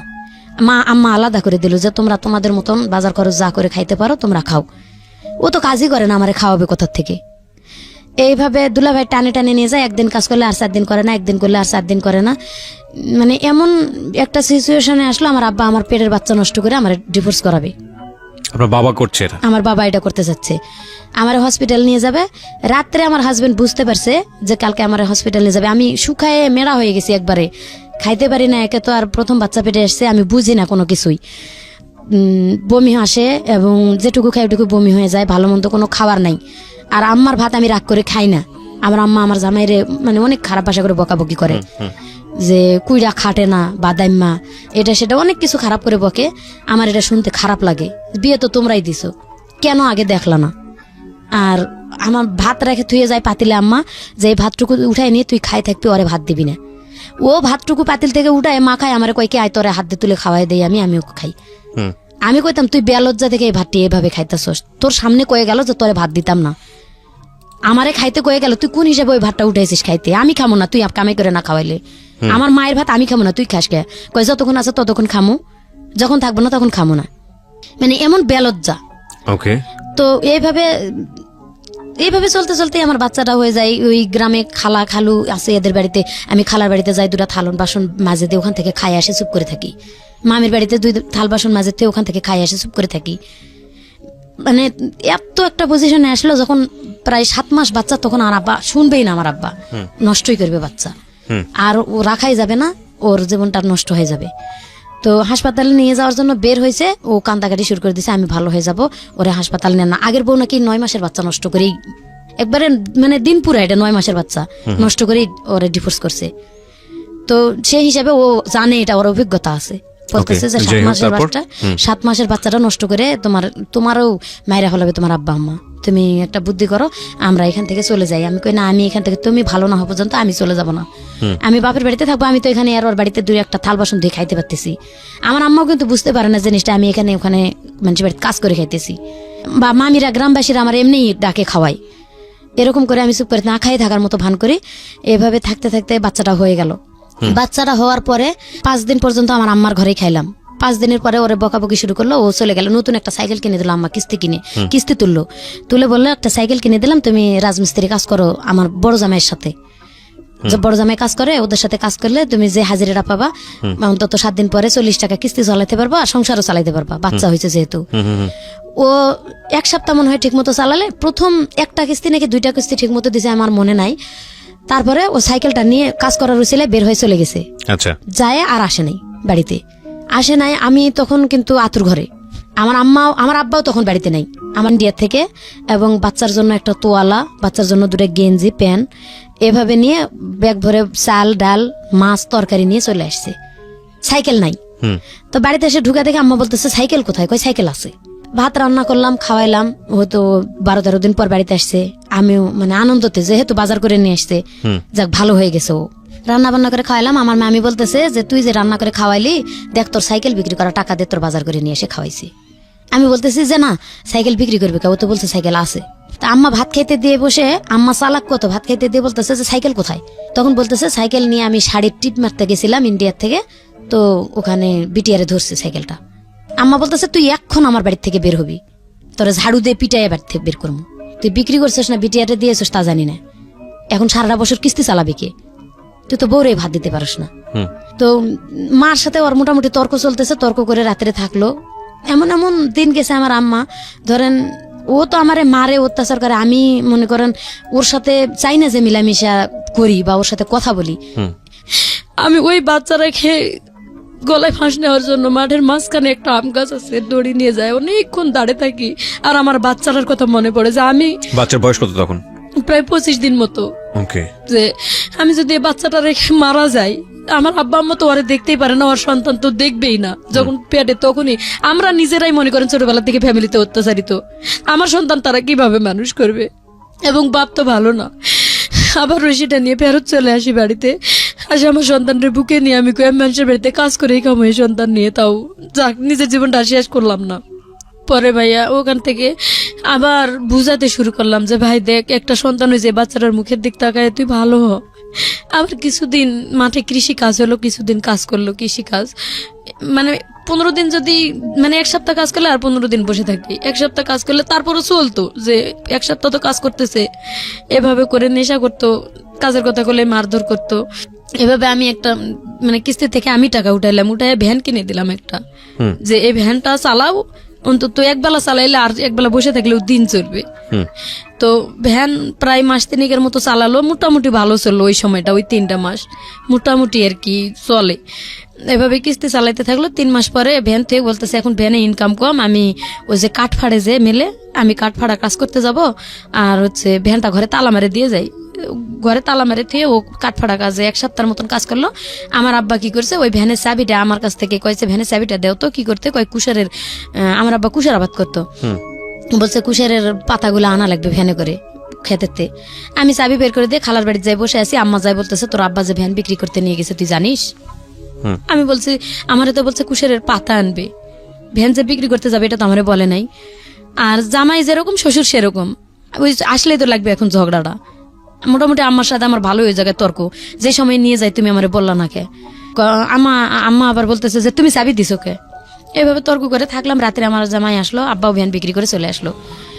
তো আমার জামাইরে ডাকে বলতেছে যে জামাই রাগারাগি করেন না, ভ্যানটা আমি বিক্রি করে আসছি, 2800 টাকা দিয়ে বিক্রি করছি, কুশারের সার দেবো, 15 দিন পর আমার কিস্তি উঠবে একটা, ওখান থেকে টাকা তুলে ভ্যান কিনে দেবো। যাক ওই 15 দিন অসুখ করে থাকলো। যেদিন 15 দিন হয়েছে সেই দিন কিস্তি উঠার খবর নাই, ভ্যান কেনারও খবর নাই। এখন রাত্রে যায় বিরাট গন্ডগোল লাগিয়ে দিল বাড়িতে, আজকে আমার ভ্যান কিনে দিতে হবে, যেভাবেই হোক ভ্যান কিনে দিতে হবে। এখন আমি কিস্তি তুলছি, আমার তো টেনশন এদিকে যে ও ঠিক মতো এমনিতেই পরিশ্রম করে না, এদিকে আবার ভ্যান বিক্রি করে দিল আব্বা। ওই 15 দিন পরে এমন গন্ডগোল লাগলো, ঝগড়ার ঠেলায় ঘর থেকে আমার আব্বা হাড়ি পাতিল সহ আমার বার করে দিল। আমার বাড়িতে আর জায়গায় দিবে না। আমি যে আলাদা ঘরে থাকতাম, আমার জিনিসপত্র সব বের করে উঠানের মধ্যে ছুড়ে ফেলে দিছে। মানে আমি যে আমার জামাইয়ের পক্ষে কথা বলছি এটাই যে এই 3 মাস তো অন্তত ভালো, যেটুকুই আমি কষ্ট করে চলছি তো ভ্যানটা আছে, ও কাঠমিস্ত্রির কাজ হবে না, ওখান থেকে চলে আসে, একদিন এটা করবে একদিন ওটা করবে, বাদাম মা তো বাদাম মাই, তাও তো করবে। এখন এটা নাই, এই ওসিলে আর কাজই করবে না। এটা বললাম কেন, আমি আমার হাজবেন্ডের পক্ষে বললাম, আমার আব্বা আমার সাথে মানে একবারে রাগ করে, তোর বাড়িতেই জায়গা দেবো না, চলে যা। পরের দিন সকালবেলা আমি আমার ছোট বাচ্চাটা নিয়ে, তখন প্রায় বাচ্চার বয়স মনে হয় 1.5 বছরের মতন হয়েছিল আর কি। সেই সময় আমি হাড়ি পাতিলগুলা বের করে দিয়েছি, আমি আমার খোলার মধ্যে নিয়ে বসে আছি হাড়ি পাতিলগুলা। তো আমাদের এলাকার ফিজুল চেয়ারম্যান আমার চাচা লাগে, আমার আব্বার বন্ধু আর কি। তো উনি আসছে, উনি অনেক ভালো মানুষ, গ্রামে আসে গরিব মানুষের খোঁজ খবর নিতে। কেন আসছিল গ্রামে জানি না, কে জানি বলছে যে মহাশয় নরমেয়ের বাড়ির থেকে বের করে দিছে। তো আসেও খোলার মধ্যে আমার জিজ্ঞাসা করতেছে যে মা ছাড়া ডাকতো না, আসে বলতেছে যে কিরে মা তুই এগুলা নিয়ে এখানে বসে আছিস কেন? আমি শুধু কান্দেই যাচ্ছি, আমি কোনো কথাই বলি না, আমি কাঁদতেইছি। আমার বড় আম্মা বের হয়, বলতেছে যে ভাই মেয়েটা ছোটবেলা থেকে তো শান্তি পেলই না, বিয়ার পরে এমন একটা হাজবেন্ড পাইছে, সেটা ওই যেরকম বাদেম্মা, ওই যে এই কাহিনী ভ্যান বিক্রি করে ওর বাপে নিয়েছে, জামাই গন্ডগোল করছে, এখন মেয়েরে দিছে বাড়িতে বের করে। তা আব্বারে ওই ফিজুল চাচা ডাক দিয়ে বলতেছে যে কিরে ভাই মহাসিন এদিক শুনে যা দেখি কি হয়েছে। আমার আব্বা বের হয়ে আসে, বলতেছে যে হ্যাঁ চেয়ারম্যানের কাছে যখন বিচার দিছিস ভালোই কাজ করছিস বেটি, আমারে বলে। অথচ আমি কিন্তু কোনো কথা বলিনি ভাইয়া। বলতেছে বিচার যখন দিছিস তো তোর আজকের থেকে তোর কপাল ভাঙ্গা, যা, টাকা তো আমি দেবই, তো তোরে আমি ত্যায্য করে দেবো, আর না হলে হাজবেন্ড ছাড়তে হবে। ওই মুহূর্তে মানে সেই দিন চেয়ারম্যান বললো যে টাকা দিবি, ঠিক আছে, আমার বিচার তো মেয়ে দেয় নাই, তুই ভাই কি অন্যায় করছিস না করছিস সেটা তুই নিজেই জানিস না। এই মেয়েটা এত ছোট বাচ্চার মা, তুই কিভাবে বের করে দিলি মেয়েটার ঘর থেকে? জানিস তো তার হাজবেন্ড ভালো না, মেয়েকে নিজে নিজে বিয়ে করছিল না, তুই দিছিলি? কয় আমি দিছিলাম। এইভাবে যখন মানে চেয়ারম্যান চাচা বলে যাওয়ার সাথে সাথে বললো যে আমি টাকা দিলে ভোট অফিসের মাধ্যমে দেবো, এবং চেয়ারম্যানও বললেন ঠিক আছে, ওই আমার মাধ্যমে দিলে আমার মাধ্যমে দিস, কালকে মানে চেয়ারম্যানের হাতে দেবে বলছে ভোট অফিসের মাধ্যমে দিস। এটা এক রাতের মধ্যে আমার আব্বার মাথায় কি শয়তানি চাপছে, উনি একটা ডিভোর্স পেপার লিখছে, একটা মানে বাবাকে ত্যায্য করার জন্য লিখছে, হয় যদি আমি হাজবেন্ড চাই তাহলে বাবাকে ত্যায্য করে দিতে হবে, ওখানে একটা সিগনেচার করতে হবে স্ট্যাম্পে, আর যদি মানে হাজবেন্ড চাই তাহলে হাজবেন্ড না চাই তাহলে হাজবেন্ডকে ডিভোর্স করতে হবে। এটা চেয়ারম্যানের কাছে নিয়ে যায়, শো করছে। চেয়ারম্যান বলছে যে এক রাতের মধ্যে তো ভালো খেলা খেলছো তুমি, ঠিক আছে মেয়ে, আমি মেয়ের পাশে আছি, মেয়ে তুমি করো, তোমার বাবার এতে সিগনেচার দিয়ে যাও, যে বাবা যদি বাবা পারে তোমার ত্যাগ করতে, তুমি পারবা না কেন? তো অনেকটা মানে ছোটবেলার অনেক ইতিহাসগুলা সেই সময় মনে পড়ছিল, চিন্তা ভাবনা করে স্বাক্ষর দিয়ে গেছি। আর আমি ওইখানে যে এমন চিৎকার বাড়ি কাঁদছি, আমার আপন যেটা ওখানে ছিল বড়াব্বা, আমরা বড়াব্বা ডাকি, বড়াব্বা আমার মেয়েরে কোলে নিয়ে বড়াব্বাও কান্দা শুরু করে দিল, আমিও কাঁদতেছি একদিকে, বড়াব্বা একদিকে কাঁদতেছে। আর চেয়ারম্যান বলতেছে যে হাই হাই রে মহসিন, মানে এত বড় একটা কাজ তুমি করতে পারলা, সামান্য কয়টা টাকা, তাও মেয়ের কাছে ধার করা টাকা তুমি নিছো, ওইটা মানে তোমার টাকা তো দিলাই না, তুমি তোমার টাকা, যৌতুক তো দেয় নাই কোনো কিছু, মানে বিয়েটাতে যা চুক্তি হয়েছিল ওখানেই মাপ, আমি তো চলেই আসলাম, এই জন্য আর কিছু দেয় নাই। তো যাক আলহামদুলিল্লাহ, আমি বললাম যে এখান থেকে আমি সরলাম। পরে গ্রামে এক বাড়িতে আরেক বাড়ি থেকে আরেক বাড়ি থেকে আরেক বাড়ি থেকে এরকম মানে মানুষের বাড়ি বাড়ি থাকা শুরু করে দিলাম। আচ্ছা, বাপের বাড়ি থেকে বের হয়ে। আচ্ছা, তো হাজবেন্ড তখন কি করছিল? হাজবেন্ড তখন ওই একদিন কাজ করে, ওই একই অবস্থায় রাজমিস্ত্রির কাজ, মানে হাজবেন্ড কি সবাই মানুষের বাড়িতে থাকছিলেন নাকি? হ্যাঁ, ওকে নিয়েই আর কি শুরু করলাম। ওর সাথে তখন সবাই বুঝাইলো ওই ভোট অফিসের মাধ্যমে যে তুমি যদি এই স্ত্রী নিয়ে করে খাইতে না পারো তো আর জীবনে কোনো মেয়ে নিয়ে করে খাইতে পারবা না। আচ্ছা, আর তুমি একটা পুরুষ হইতে শিখো। তো বললো যে আজকের পর থেকে আমি চেষ্টা করবো ওরে কিছু করে খাওয়ানোর জন্য, যেহেতু বলতেছে যে তোমার জন্য সে বাপকে ত্যাগ করে দিল, তুমি যদি এই মেয়েটাকে রাস্তায় ফেলে দাও তাহলে বুঝবো তুমি ও মানুষ একটা। আচ্ছা, এভাবে বলার পরে ও বললো ঠিক আছে আমি যেখানে থাকবো ওরে নিয়েই থাকবো। তো আমাদের গ্রামে একজন লোক থাকতে দিল, একটা চৌকি কিনলাম ভাইয়া। চৌকি কিনে সেই চৌকির মাপে আর কি পলিথিন 2 পাশে দিয়ে বাঁশ দিয়ে বাঁধে মোড়াই রাখতাম, দিনের বেলা, রাতের বেলা পলিথিন ফালাই ঘুমাইতাম। খাবার দাবার তাদের ঘরে রাখতাম, তারা তালা দিয়ে যতক্ষণ যাইতো এদিক সেদিক কাজ করতে গ্রামের মানুষ, আবার যখন আসতো ততক্ষণে ঘর খুলে খাইতাম, কিন্তু ওই থাকাটা বাহিরে আর কি বারান্দায়। আচ্ছা, এভাবে থাকতে শুরু করলাম। কিন্তু 2-4 দিন কাজ করে আর করে না, 2-4 দিন কাজ করে ওই একই অবস্থায় চলতে লাগলো। এভাবে মানে আমার আব্বা মানুষের কাছে শুনে কয় মেয়ের কপালে অনেক দুর্গতি আছে। মানে হাজবেন্ডকে আমি বললাম যে ভাই তুমি এখনো দেখো এই কথাগুলা তোমার শরীরে কি হিট করে না, এগুলা হিট করেও তো তুমি কিছু করতে পারো। এইভাবে বলার পরে যাই হোক ওখান থেকে মানুষের বাড়ি থেকে থাকতে থাকতে এখানে প্রায় 3 মাস থাকলাম আর কি, একই অবস্থায়। সে কাজ করে না দেখে বাবা এই ধরনের ভাষা ইউজ করে, বললাম যে এখান থেকে আমি সরে চলে যাব, হয় তুমি যদি তোমার এলাকায় নিয়ে আমারে করে খাইতে পারো। আর ওই ভগ্নিপতিরে আর কি ফোন দিলাম, ফোন তো না, খবর দিলাম, তখন ফোন ছিল না, মানুষের দিয়ে খবর দিছি যে জোলা ভাইয়ের একটু আসতে বললেন, যদি মানে আমারে নিয়ে এভাবে সে যদি চেক দিতে পারে, বলছি যে আমার সালানা বাদ দিলে আমি দেব। তো উনি যদি আমার জায়গা দেয় আমি ওনার ওখানে যাই থাকবো। ওনার ওখানে বাড়িতে যাই থাকা শুরু করে দিলাম। ওনার উঠানে ঘর করে দিল একটা টিনের, এবং তুই যদি প্রাইভেট পড়ে কিছু চালাইতে পারস তাহলে এখানে কিন্তু টাকাটা জমা হইতেছে, এটাতে জায়গা কিনে বাড়ি করতে পারবি। তো যাক দিল ভাই, আলহামদুলিল্লাহ আমি এভাবেই করবো। ওনার উঠানে থাকে আমি গ্রামের বাচ্চাদেরকে প্রাইভেট পড়া শুরু করে দিলাম। যখন প্রাইভেট রেজাল্ট দেখা গেল যে প্রাইমারি স্কুলের ছাত্রদেরকে ভালোই পড়াইতে পারতেছি, তো ওখান থেকে আমি একটা পাইলাম, শিশু শ্রেণী স্কুল চালাইলাম, ব্রাক শিশু শ্রেণী স্কুল চালানো শুরু করলাম, এবং পাশাপাশি বাচ্চাদেরকে প্রাইভেট পড়ানো। এইভাবে আমি একটু পজিশনে উঠা শুরু করে দিলাম। তখন আমি করলাম যে আমার জায়গা কিনতে হবে। ওই যে লাইফের এখান থেকে শুরু, আমি মানে জায়গা কিনলাম, পরে মানে কিস্তি উঠায় অর্ধেক টাকা দিয়ে জায়গা নিলাম। এখানে 3 বছর ঘর করে থাকলাম, আমার হাজবেন্ড কোন রকম হেল্প করলো না আমারে। তো যখন আস্তে আস্তে 3 বছর পার হয়ে গেল, কিন্তু জায়গা রেজিস্ট্রি হয় না, আমার হাজবেন্ড গুরুত্বও দেয় না, আমার খরচপাতিও দেয় না। আমি বাচ্চা নিয়ে নিজেই চলতে পারি না, কিস্তি চালাইতে পারি না, এভাবে মানে বেতন তখন কম শিশু শ্রেণীর। মানে কোরআন শরীফ পড়াইতাম গ্রামের বাচ্চাদেরকে, তারা ঠিক মতো বেতনও দিতে চাইতো না। পরে মানুষের বাড়িতে ধান সিদ্ধ করা শুরু করে দিলাম, যে সিজনারি একটা ধান সিদ্ধ করলে তারা একটা করে কাপড় দেয়, 2 বাড়িতে করলে 2টা কাপড় দেয়, কিন্তু এক সিজনে 2 বাড়িতে করা যায় না, এক বাড়িতে করলাম, এবং স্কুল চালাইয়ের মধ্যে আবার সবকিছু করা শুরু করে দিলাম। এরকম করে জায়গাটুকু যেভাবে আটকাইলাম, 3 বছর পরে ওনারা জায়গাটা আরেকজনের রেজিস্ট্রি দিল।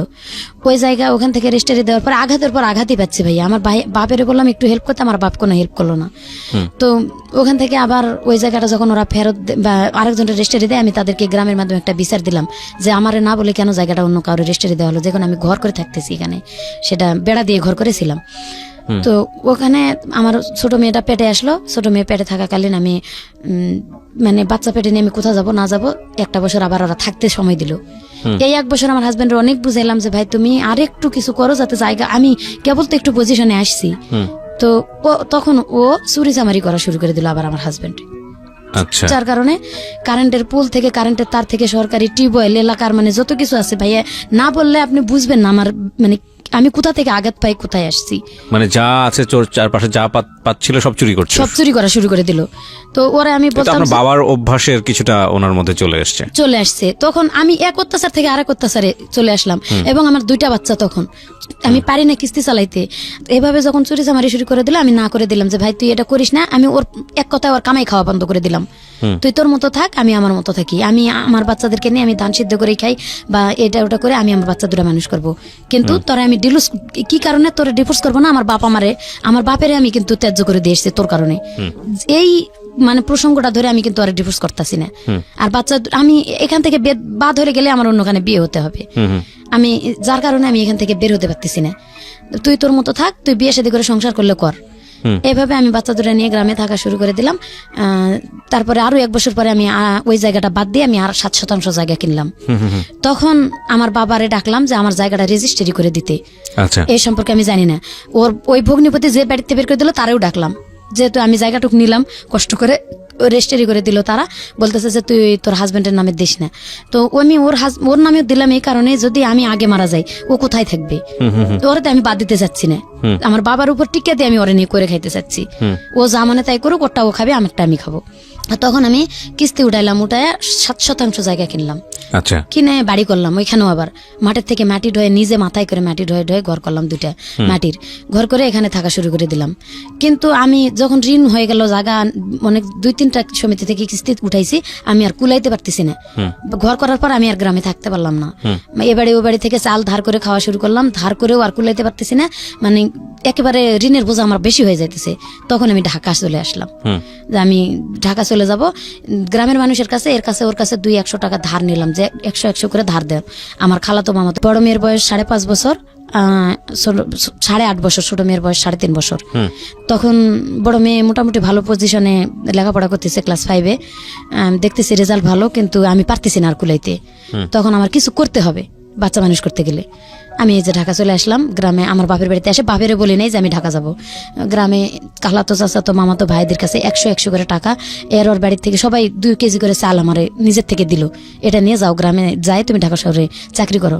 যেদিন আমি ঢাকা চলে আসবো সেদিন ওর বাবা চলে আসলো, আমিও যাব এবং আমি ওখানে যাই রিক্সা চালাবো, তা ভালো হবে আরো আমার জন্য। নিয়ে চলে আসছে আমার সাথে করে। 1 মাস বসে থাকার পরে পরিচিত হলো জায়গাগুলো, হওয়ার পরে ও রিক্সা চালা শুরু করে দিল। আমি ওর টাকা থেকে 500 টাকা একদিন কিস্তি দিছি বাড়িতে, আমার মেয়ে না খায় আছে শুনে। তখন আমার আম্মা আবার সন্তান নিবে না, আমার আম্মা আগের থেকেই কোনোদিন দায়িত্ব নিতেছেন, আমি নিজেই চলতে পারি না, আমারই অসুখ এই সেই, আমি সন্তান নেব না। আমি বলছি আমি ঢাকা যাই একটু পজিশনে উঠি, আমি বাচ্চা দুটা নিয়ে যাবো মা, তুমি খালি অল্প কটা দিন দেখো। এভাবে জোর করে রাখে চলে আসছি, চুরি করে আসার মতো। তখন ওর বাবা চলে আসলো, আমি বললাম যে তুমি যখন আসছো ভালোই হয়েছে, আমার বাচ্চা দুটো আমি কেন ওদের কাছে ফেলে রাখবো, ওরা তো দেখশুন করবে না সেরকম করে। আমার ছোট ভাইয়ের বিয়ে হয়ে গেছিল তখন, ভাই বউ আরো বেশি মানে করতো, রাগারাগি করতো, দেখতে পারবে না, মারধর করতো এক কথায় বাচ্চা দুটারে, যার কারণে একটু খাওয়া কম বেশি হলে মানে বকাবকি করতো। আমি বলছি যে বাচ্চা দুটা নিয়ে আসো, এখন নিয়ে আসবো না, তুমি আগে চাকরি করো, ভালো করে বেতন পাও। আমি চাকরি করে বেতন নিয়ে এসে ঘরে রেখে প্রথম মাসের বেতন রাখেই আমি চলে গেছি অফিসে যে দোকান বাকি দেবো। ও প্রথম মাসের বেতনই নিয়ে পলায় চলে গেছে। পরে আমার বড় মেয়ের বিয়ের বয়স যখন হয়ে গেল, ওর বাবা এক কথায় কোনো কাজ কাম করেই না, বাদ ওটা সাবজেক্টই বাদ দিয়ে দিছি। পরে আমি নিজে থেকে বিয়ে দেবো, আমার বাপ মারে বললাম যে আমি মেয়ে বিয়ে দেবো, তো তারা কেউ গুরুত্ব দেয় না, এদিকে কোনো আসে না। পরে মেয়ে বিয়ে দিলাম, দিয়ে আমি ঢাকা শহরে চলে আসলাম। তখন ওর আব্বার সাথে আমি থাকি না, আমি বিয়ে দিলেন কি বাবার অমতেই? বাবার মতে, নিজের মতো করে বিয়ে দিলেন না, ওর বাবার মতেই, গ্রামের মানুষ সহ এখন আমার গ্রামে বিয়ে দিছি। গ্রামের ছেলে একটা প্রস্তাব দিছে, গ্রামের মানুষই আমাদের বললো কি ওর বাবা যেহেতু ভালো না, এত ভালো ছেলে পাইছো, বিয়েটা দিয়ে দাও। আচ্ছা, গ্রামে বিয়ে দিয়ে দিলাম ঠিকই। তো ছেলে সেদিন বলছে আমি একটা পয়সাও কোনো দেনমোহর নেব না, কোনো টাকা পয়সা কিচ্ছু নেব না, তবে যৌতুক নেব না।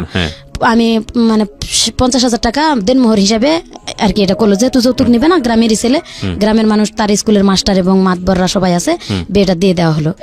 দিয়ে দেওয়ার পরে 1 বছর পরে জামাই চাপ দিতে শুরু করলো 50,000 টাকা নিবে।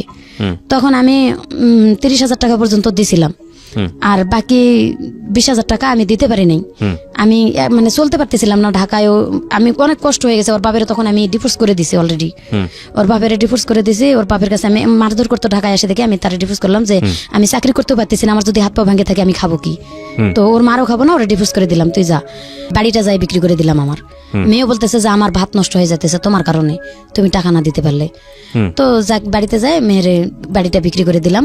আমার আব্বারেও জিজ্ঞাসা করি নাই আমি তখন, মানে লাস্টের দিকে এসে আমি আর পারতেছিলাম না, আমি নিজের থেকে বিক্রি করে দিই যাতে সন্তানের ঘর না ভাঙে। বিক্রি করে দিয়ে আমি যত টাকা পাইছি সম্পূর্ণই দিছি সন্তানে, যে মা আমি বাড়ি বিক্রি করার যত টাকা, আমি বলছিলাম প্রথমে তুই লেখে নে, রেজিস্ট্রি দিয়ে দিই, তোরা অন্তত রেজিস্ট্রির খরচটা জোগাড় কর।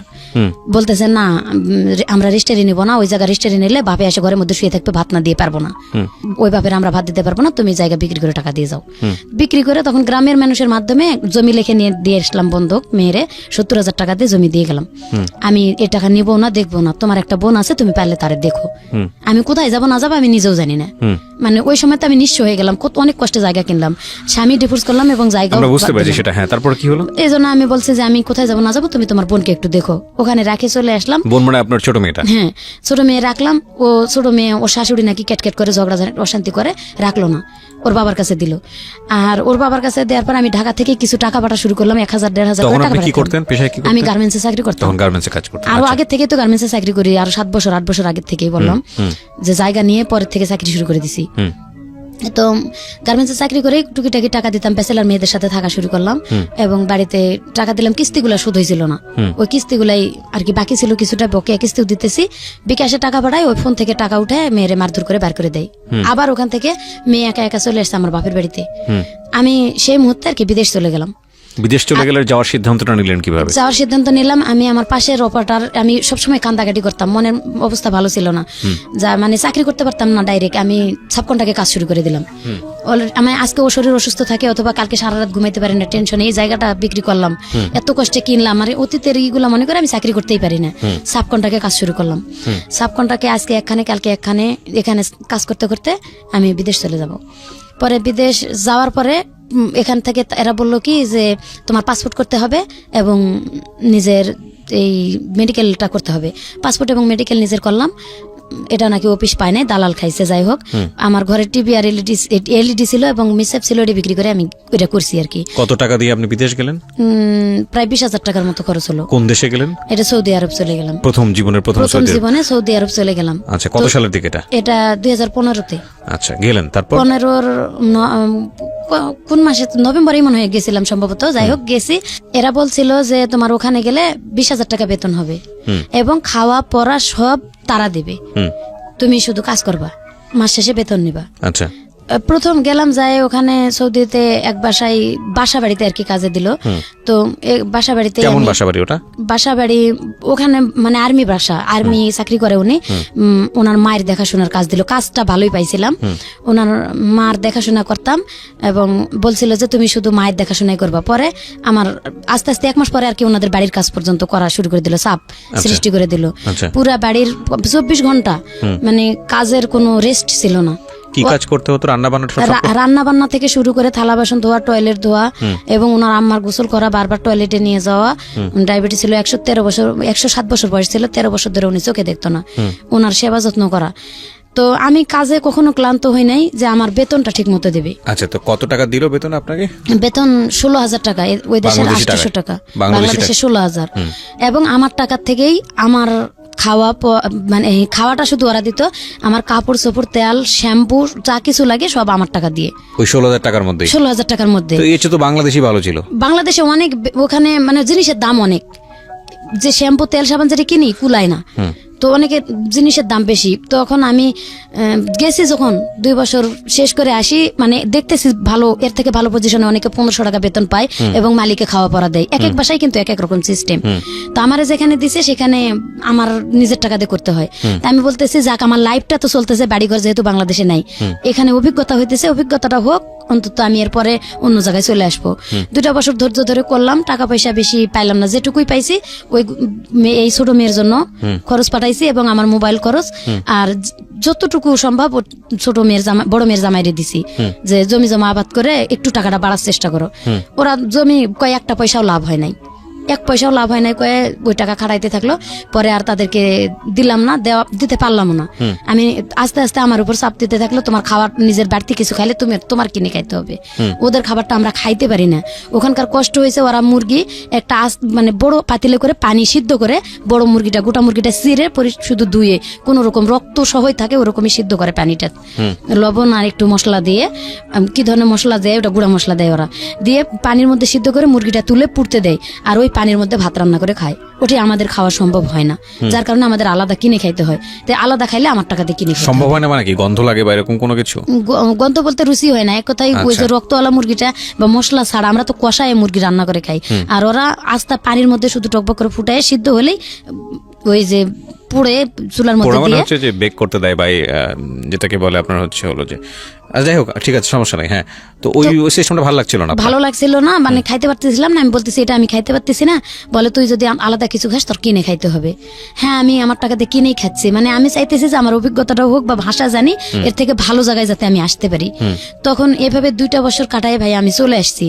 চলে আসার পরে 4 মাস ছুটির পরে ওই এজেন্সিতেই যোগাযোগ করছি এবং বলছি যে আমি ভালো কোনো জায়গায় যাইতে চাই, আপনারা একটু সময় নেন, বেতন বেশি করে এবং ভালো জায়গায় দিবেন, যেখানে তারা, অনেক মেয়েরা আমি দেখে আসছি লেখাপড়া জানে না, ভালো ভাষাও বলতে পারে না, ভালো কাজও করতে পারে না, নামাজ কালামও পড়ে না, সেই মেয়েদেরকে যদি ওরা 1500 টাকা বেতন দেয় এবং খাওয়া পড়া সম্পূর্ণ দেয়, 30,000 টাকা কিন্তু থাকে যায়, তাহলে আমার কেন থাকবে না? ওয়াইফাই দেয়, ফোন ব্যবহার করতে দেয়।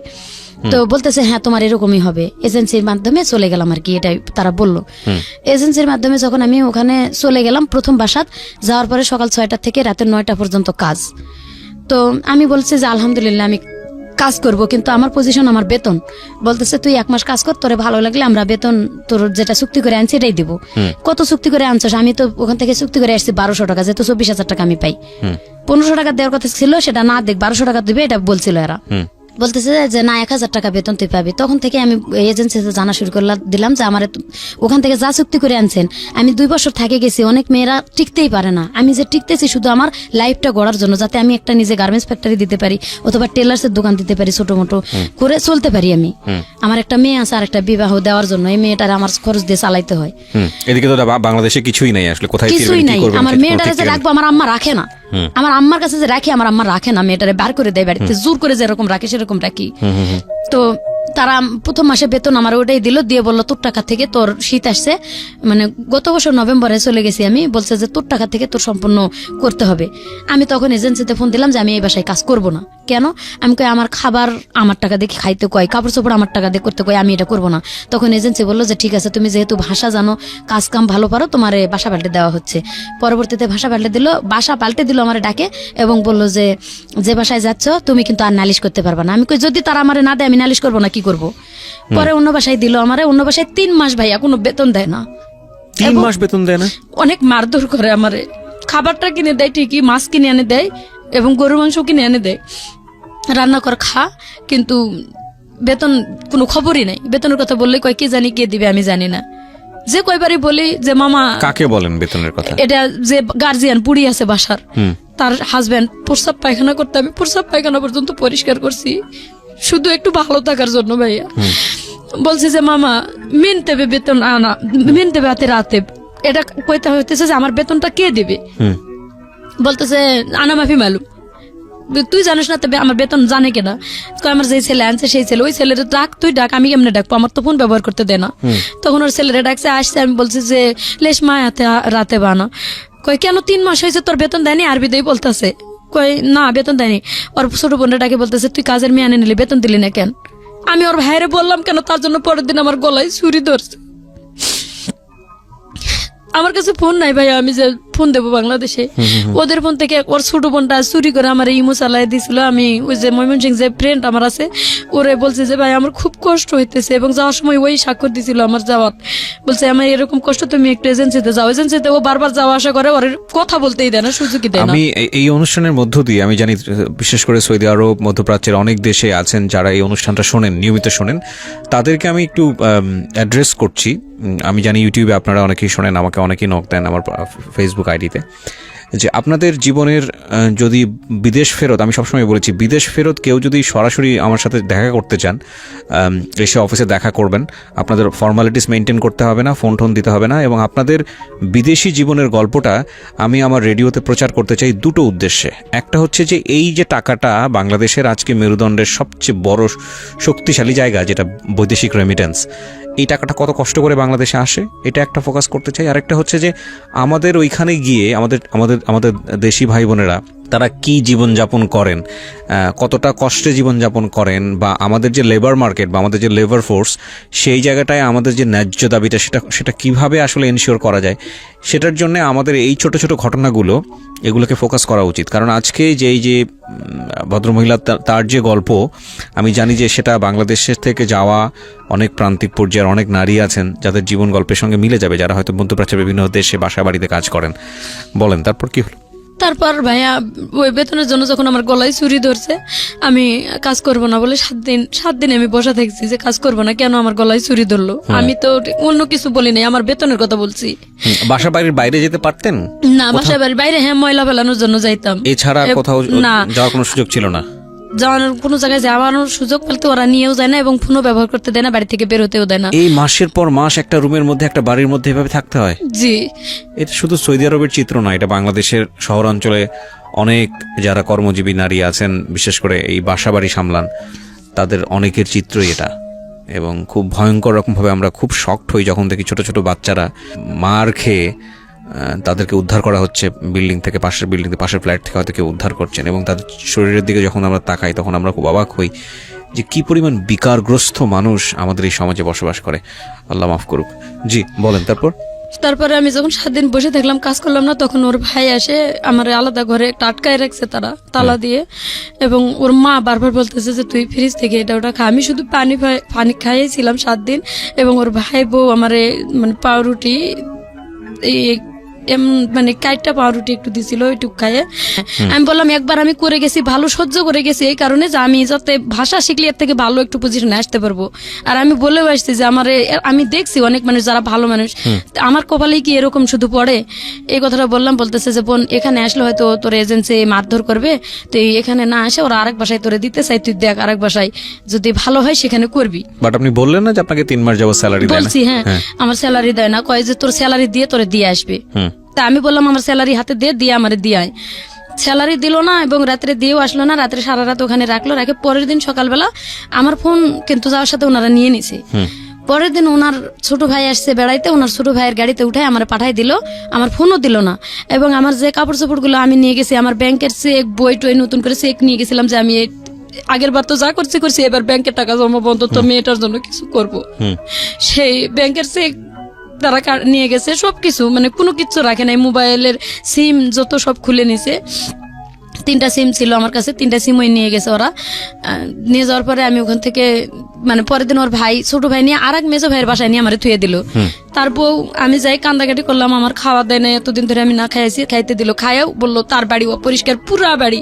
সৌদিয়া মহিলারা ভাই এত খারাপ, আমাদের বাংলাদেশি মহিলারা এতটা খারাপ না যে ও তো কষ্ট করে আসছে। পুরা বাড়িটা ধোয়া, একবার ছাদ থেকে নিচতলা পর্যন্ত ধোয়াইলো, বাড়ির ঘর থাল বাসন রান্নাঘর বক্স যা ছিল সব পরিষ্কার করাইলো। করানোর পর কয় কি তুই তো সুন্দর কাজ করতে পারিস, মিয়া মিয়া কাজ তোর, তো তোর এরকম করলো কেন, বেতন দিল না তোর, আমি আমার মায়ের বাসায় কাজে দেবো, তুই যাবি? আমি কই মায়ের বাসা আর বোনের বাসা বুঝি না, আমি আইসি কাজ করতে, আমার মাস শেষ হবো বেতন দিব, এই বাসায় দিলে আমি যাবো, যে কোনো বাসা।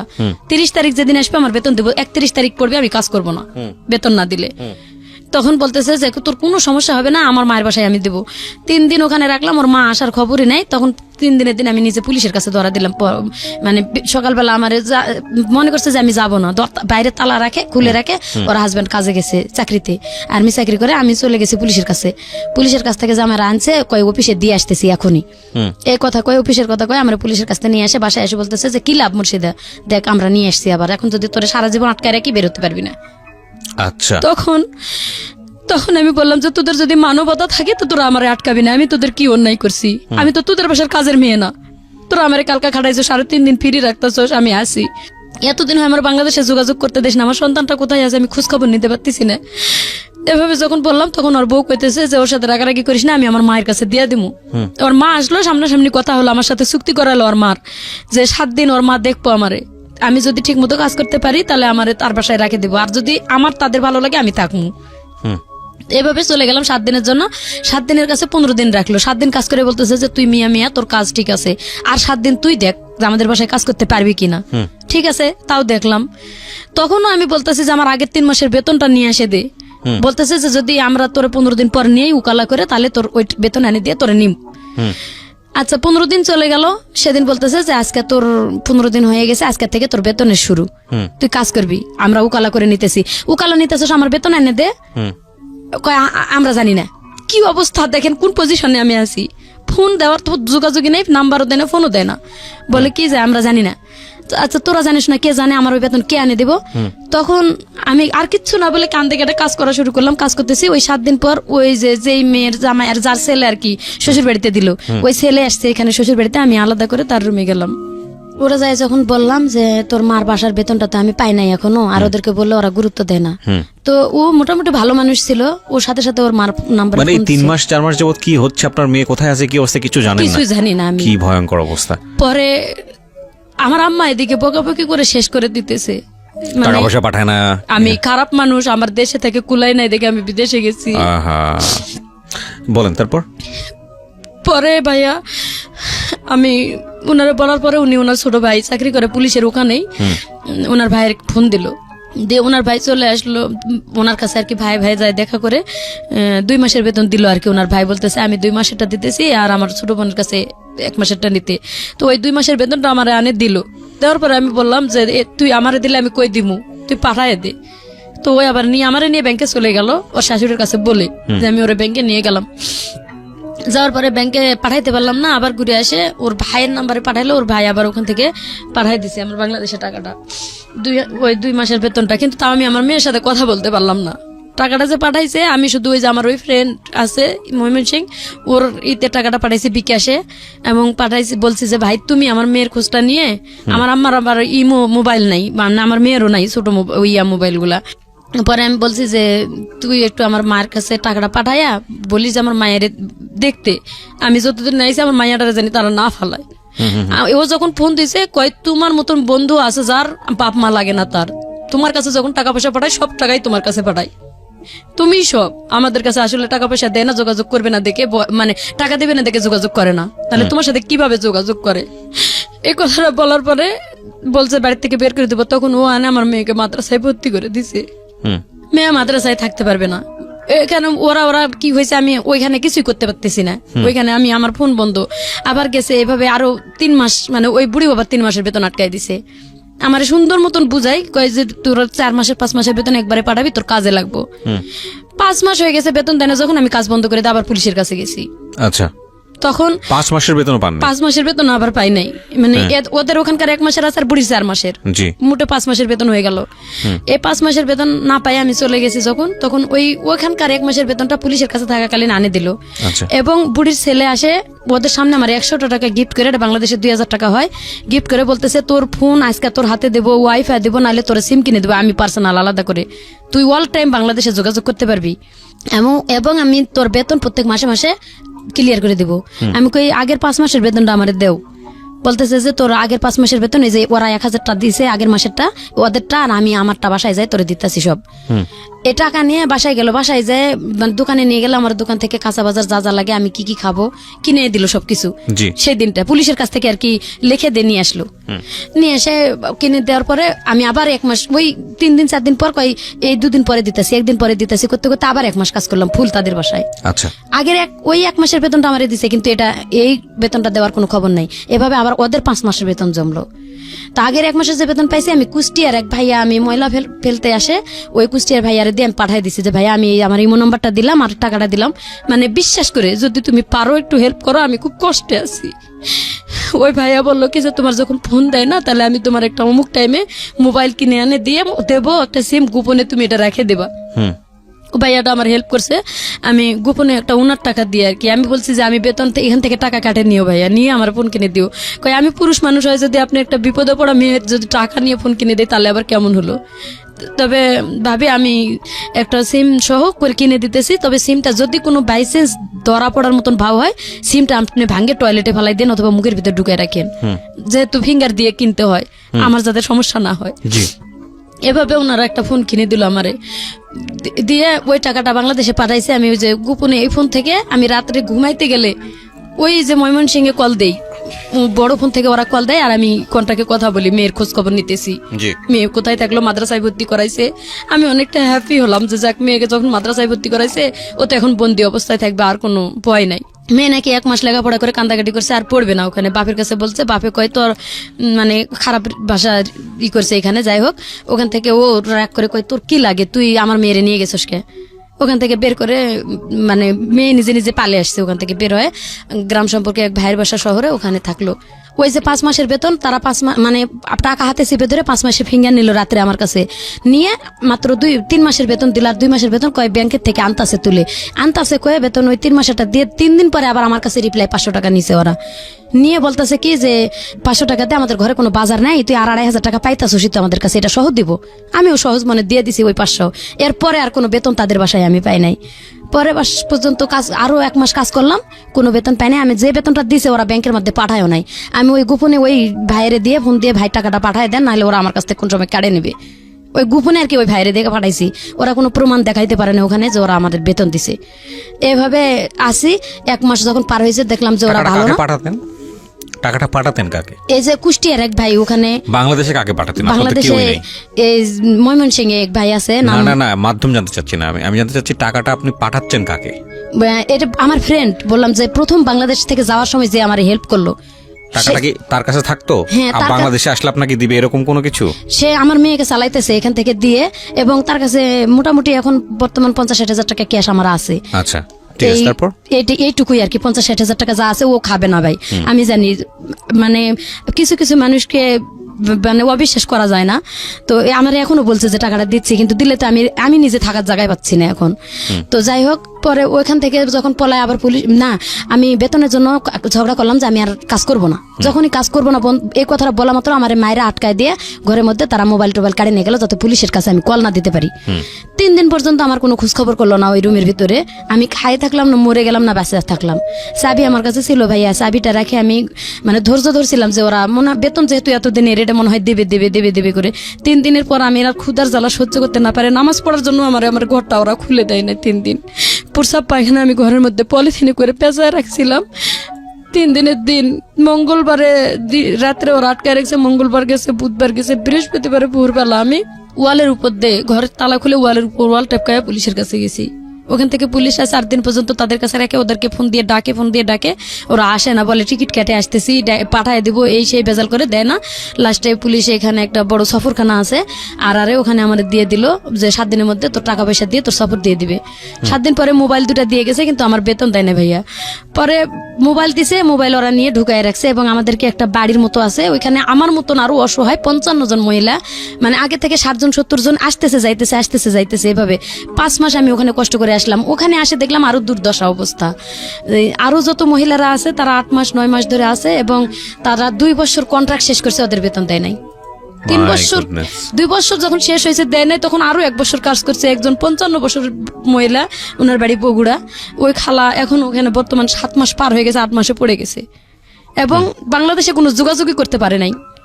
এই আমি আসার 1 সপ্তাহ আগে ওদের সাথে ঝগড়া করে আর কি দেয় 2 মিনিট 1 মিনিট একটু কল দিয়ে যে আমরা ভালো একখানে আছি, বেশি কথা বলতে দেয় না, 2-4টা কথা বলে যাতে কাটে দেয় যে আমরা ভালো আছি, এইটুকুই মাত্র যোগাযোগ। ওখানে আমি চলে আসছি, কিন্তু অনেক মহিলা অনেক কষ্টে আছে।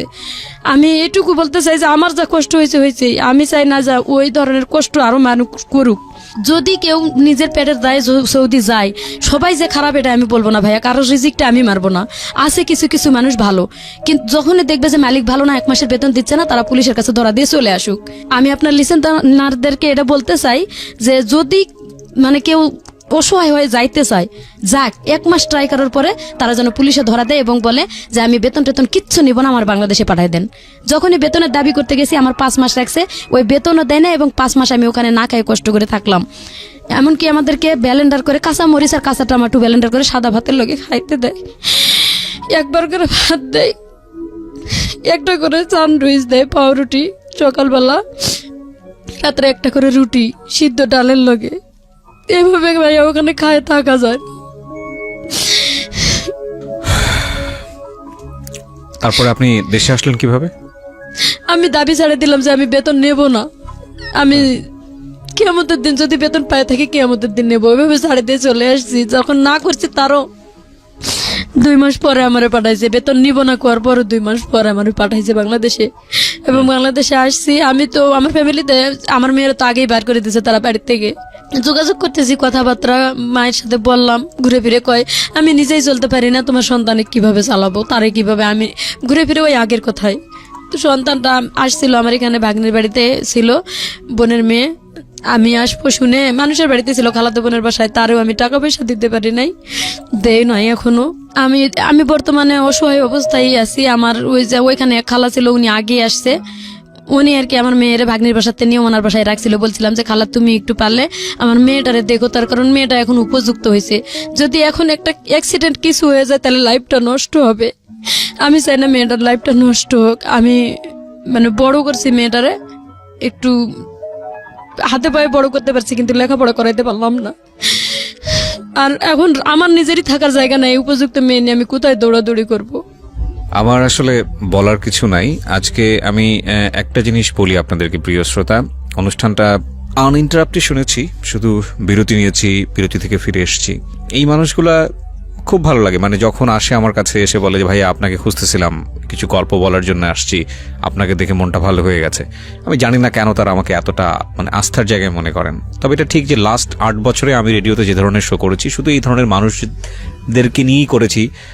শুধু বলবো ম্যাক্সিমাম টাইপই আসলে এই প্রান্তিক পর্যায়ের মানুষ, যাদের আসলে সেভাবে ভয়েস রেজ করার জন্য বাংলাদেশের মিডিয়া আসলে খুব একটা কাজ করে না, তাদেরকে নিয়ে একবার প্রান্তিক পর্যায়ের মানুষ। এই ধরুন এই মানুষটা গ্রামে গঞ্জে একেবারে নিদেন পক্ষে খেটে খাওয়া একটা মানুষ, এবং এই মানুষটার জীবনে যে ঘটনাগুলো ঘটে গেছে এগুলো কোন কাব্যে এসছে, কোন উপন্যাসে এসছে, কোন কবিতায় এসছে বা কোথায় এসছে বলেন? আপনি যদি ঘাটেন তাহলে এই মানুষগুলোর চিহ্ন, এই মানুষগুলোকে নিয়ে কথাবার্তা বা আমাদের সাহিত্য সংস্কৃতির জায়গাটাতে বা আমরা অন্যান্য জায়গাতেও যদি বলি, কোয়ান্টিটির দিক থেকে বাংলাদেশে অধিকাংশ মানুষই হয়তো এরকম, কিন্তু তারা আমাদের সংস্কৃতি ডমিনেট করতে পারে না তাদের ইকোনমিক কন্ডিশনের কারণে। যাই হোক, এগুলো আসলে উচ্চমার্গীয় কথাবার্তা আমি বললে হয়তো অনেকেই বুঝতে পারবে না। আমি বরং সহজ করে কথাটা বলতে চাই যে তাদের আসলে এক্সেস নাই, তাদের ইনফরমেশনের এক্সেস নাই, তাদের মিডিয়া এক্সেস নাই, এবং বুভুক্ষ নাঙ্গা এভরি টাইম ফাইট করে যাওয়া মানুষ। দিন শেষে 2 বেলা 2 মুঠো আহার এবং কোন রকম মাথা গোজার ঠাই এটার জন্যই সারা জীবন যুদ্ধ করে যাওয়া। এর মধ্যে সাহিত্য বলেন, সংস্কৃতি বলেন বা যেটাই বলেন না কেন, সেসবের জায়গা আসলে কোথায় আছে বলেন?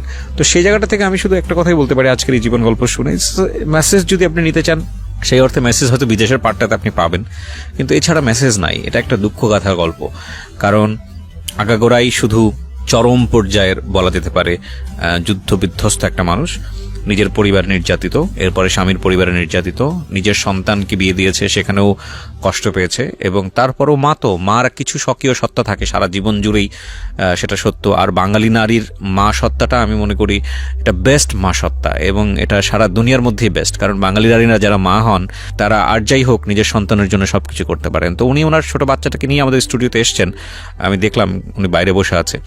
তো এটা আসলে মার একটা অনেক বড় কনসার্ন যে সন্তানটাকে যে কোনোভাবেই হোক একটা ভালো জায়গায় অন্তত তার ব্যবস্থাটুকু করা। আমি বিশ্বাস করি প্রতিটি মানুষের সাথেই আল্লাহ আছেন এবং প্রতিটি মানুষই যোগ্যতমভাবে বেঁচে থাকার জন্য লড়াই করে যাচ্ছেন, সুতরাং তিনি নিশ্চয়ই মুখ তুলে চাইবেন। কিন্তু আমাদের সামাজিক দায়বদ্ধতার জায়গাটা থেকে শুধু এতটুকুই বলার আছে, আজকের এই গল্পটা শুনে দুটো জিনিস হতে পারে। একটা হচ্ছে যে যারা মন খারাপ করে থাকেন, যারা মনে করেন ভালো নেই, তারা যারা অন্তত একটা ঘর আছে, মাথা গোজার ঠাঁই আছে, বিপদে পড়লে হাত বাড়িয়ে দেওয়ার জন্য কিছু মানুষ আছে, তারা অন্তত এই মানুষটার চেয়ে ভালো আছেন। সুতরাং আপনি ভালো আছেন, প্রথম কথা হচ্ছে এটা। আর দ্বিতীয়ত যেটা বিদেশ যাওয়ার ব্যাপারে, এটাই শুধু ফার্স্ট কেস না। আমি আমার জীবন গল্পে এর আগেও অনেক একটা কেস এনেছিলাম। বুঝে না বুঝে আমাদের দেশের মেয়েরা কিংবা যারা বিদেশে কাজ করতে যান তারা অনেকেই ভুল পথে পা বাড়ান এবং তারপরে তারা ভিকটিম হন। আমি অবশ্যই আপনাদেরকে ইন্সপায়ার করি বিদেশে যাওয়া।